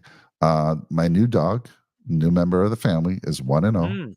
Jake, she sat with me. So I think I told you last show. My son Jonah, who usually watches the games, he had some other Yeah. business to take care of. So the dog sat with me. I was the only one home. She was with me. She brought home the win, and I'll take a picture of her this weekend with her Bills gear on. She's got some Bills gear as well. Oh, I love So. that. Yes. Awesome. Hey, Hannah's in. All All right. Awesome. Let's go, Hannah. Beautiful. Yes. Get those ugly sweater pictures in nickelcitymafia@gmail.com. I want to have a bunch of them, and I want to, narrow it down to 3 and then decide. That'll be so cool. He already ticked the parade up, by the way, Stefan. I love it. By the way, Stefan, I threw $20 on the Bills winning the Super Bowl, 20 to win 360. So I'm pretty fired up. I'm right there with you, brother. We'll see you at the parade. Can't wait. Stefan, if we win, not only will I take the parade day off, but I'll be there like the next month. I've said that I am going to fly to Buffalo. I have friends and family still back there, and I will enjoy a full month back in Buffalo. So let's go. Let's go. There she is, making an appearance. This is the last 3 shows. I don't know what's going on. I don't know. Cat she brought us some luck last time. Tuesday 10 toes. Here she is. That's funny. That's cat. Cute cat. Yeah. You said she's more like your dog than your dog. Yeah. So I have a beagle as well. His name's Hamilton. His middle name is Flea Flicker. We call him Hamilton Flea Flicker Podger. And he's upstairs right now, just lounging on the couch. And she is more playful than he is. He's very playful when he wants to be.